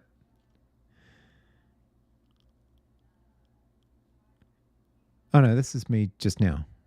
Okay, I understand now. All right. I was a bit worried there. I thought I was going round the bend. What are the arguments?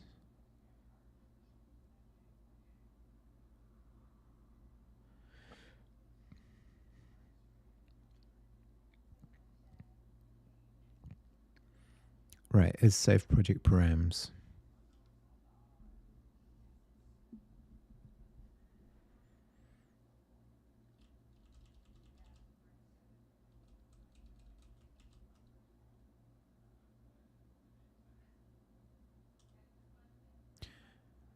That's on the project model. Why is this on the project model?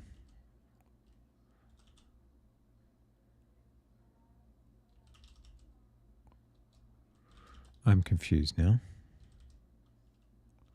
I thought we needed a couple of layers here.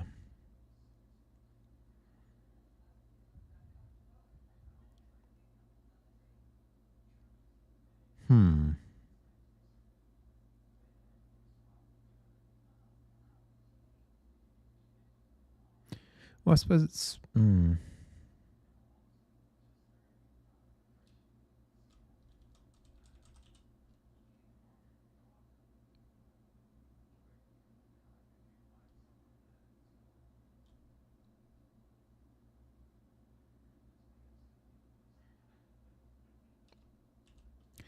I guess it's func m project model is saved. No pagination. But we do need the user ID.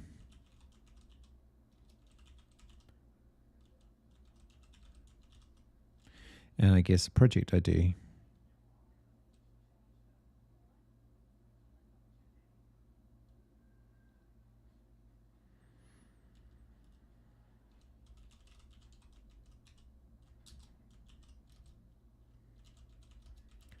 Hash ID, hash ID.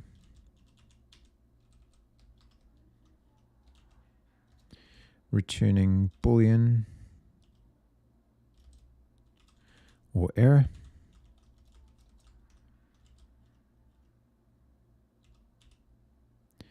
Params are db list is saved project, user ID, project ID,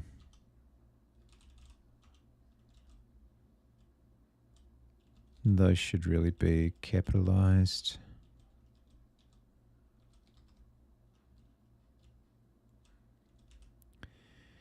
And then saved error is m session queries is saved project, and we pass that a context somewhere, right? Right?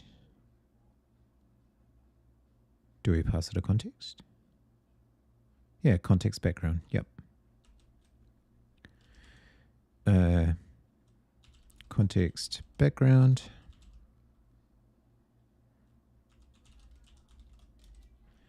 Params. And this can just be one of those.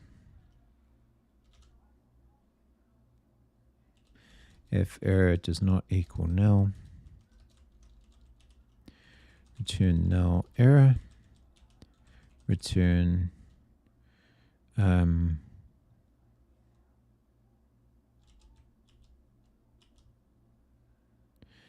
we convert it into something, do we not? It's like get project param.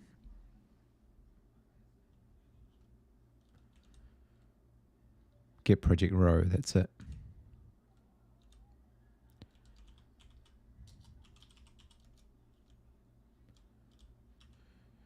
db get project row. Ah, no, we're not doing that. We're just returning a bool.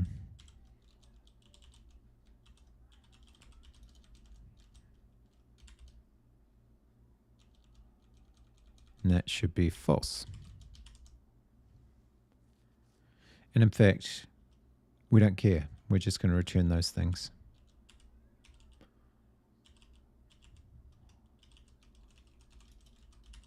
There we go. That's vaguely sensible. And this is not what we need.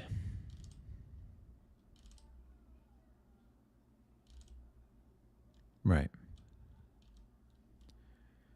Is saved project and then user ID, project ID, right? So project first. So P. Oh no, that's right. So this is in list projects. We don't necessarily have a project ID. We would have to call this once for everything in projects all.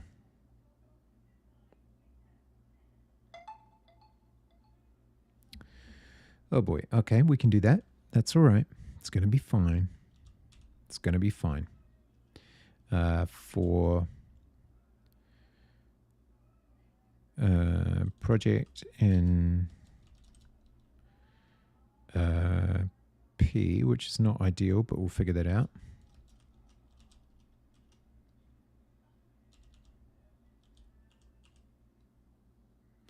Wait.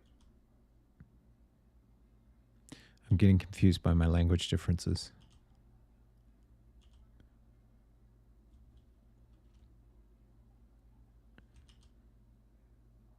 Where's my loop?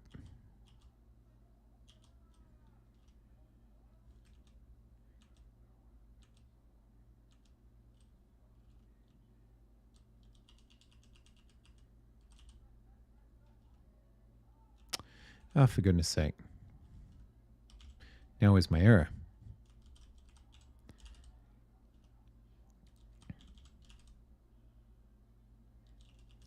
New list response. That'll show me a loop.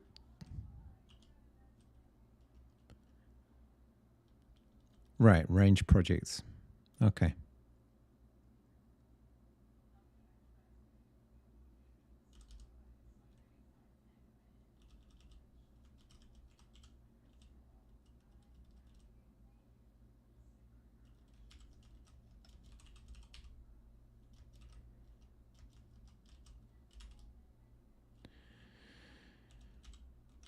Okay.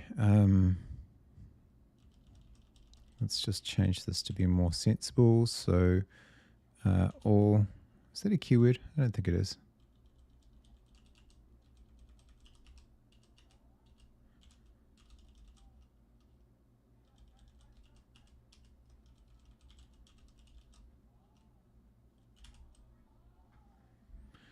Okay.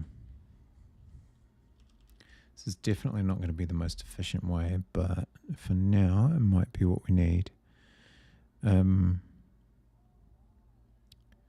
So saved PID, and we need the authenticated user. Context value authenticated user CTX key, DB user.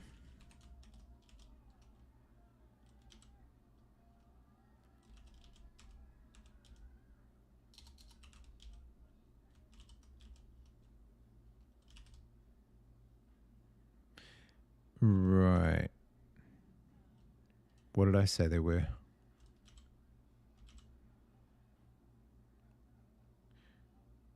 Okay, what is P then? It's an, oh, right, I see. That's the index.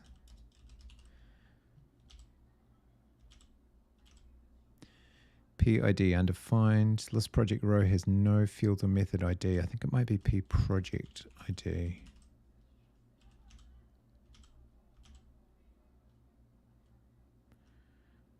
As context value.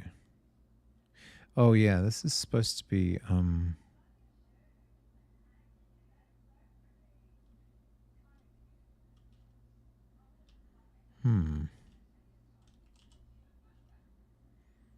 project model, yeah.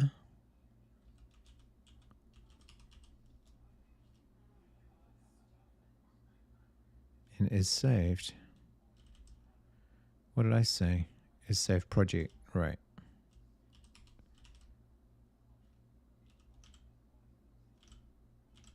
Okay, good. If error does not equal nil,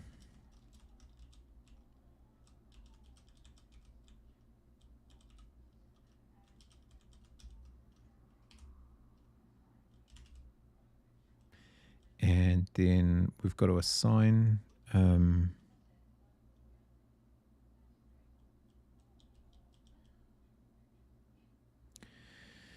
we need to record each saved for each project so we can return all that good stuff.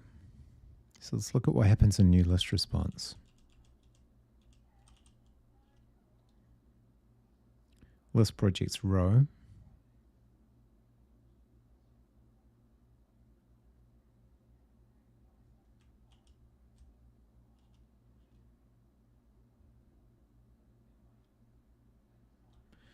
New location resource. New image resource. So would saved be a resource, or would it just be on the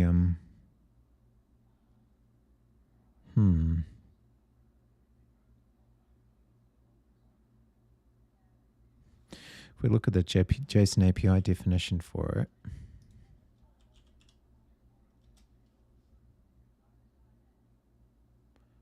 compound document is what we want.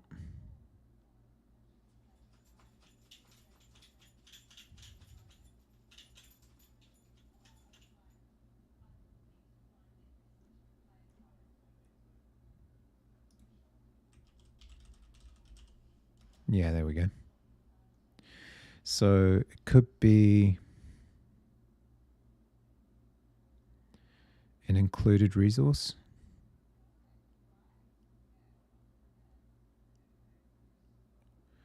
Relationships, author, data, comments,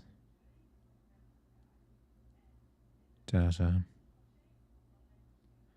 I'm just wondering if I make it, if it's a relationship or if it's just a property that gets returned.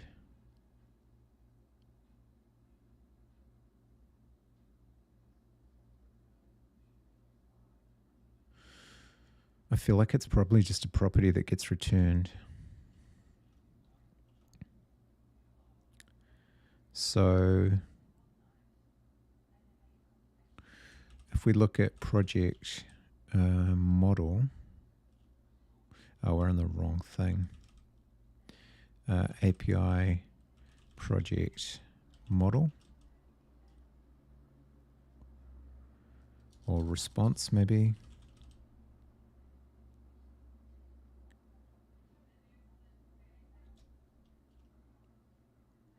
I mean, if we look at a project,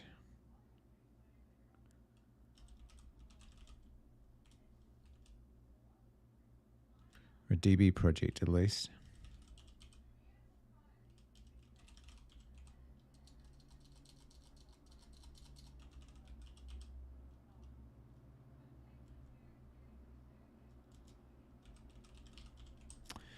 got all of that good stuff on it, but it doesn't have a relationship with users' projects in that model itself. It's tempting to just return an additional property. I just can't think what the JSON API way of doing that is.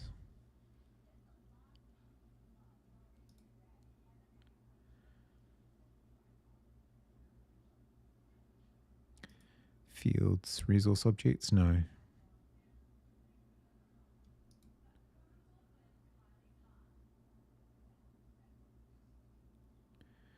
Data, the document's primary data.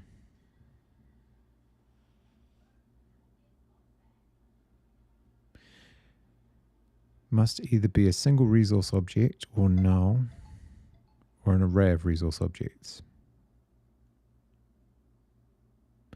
Attributes.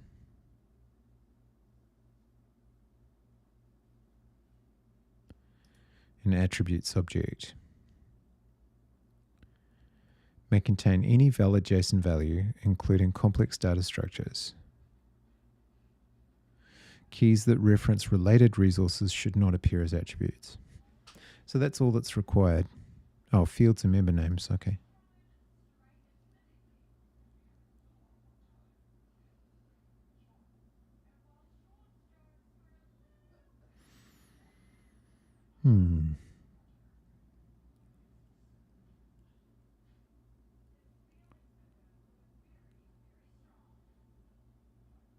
Okay, so I think it should come back in the attributes.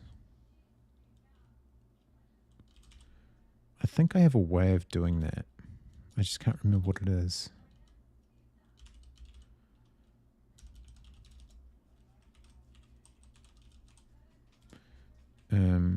Response.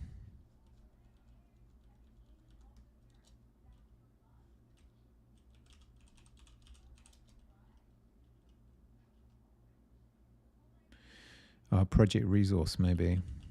So if I go to resource, yeah, all of these things.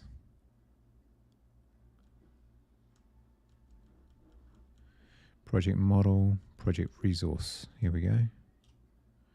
Project attributes. Okay. So it's got to be saved. Saved.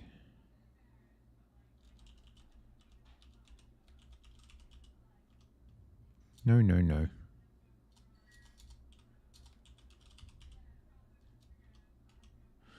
That is a Boolean. And its JSON is JSON saved.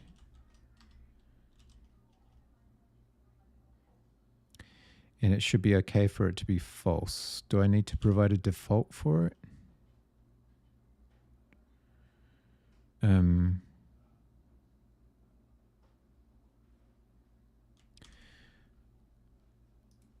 Go JSON attributes default.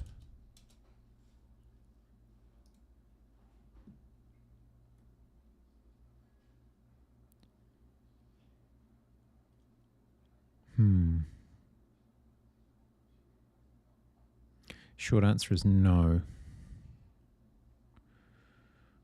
Okay.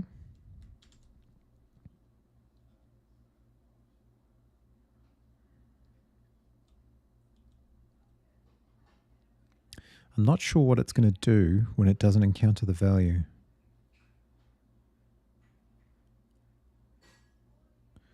But hopefully, it'll just set it to false. So we'll have to see.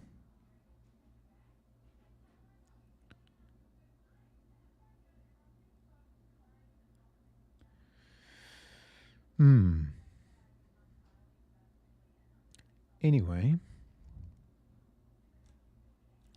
I need to go to bed, just in case I get woken up in the middle of the night again.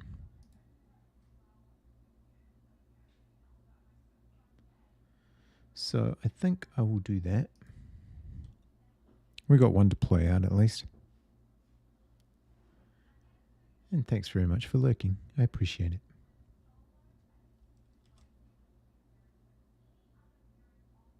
Good night.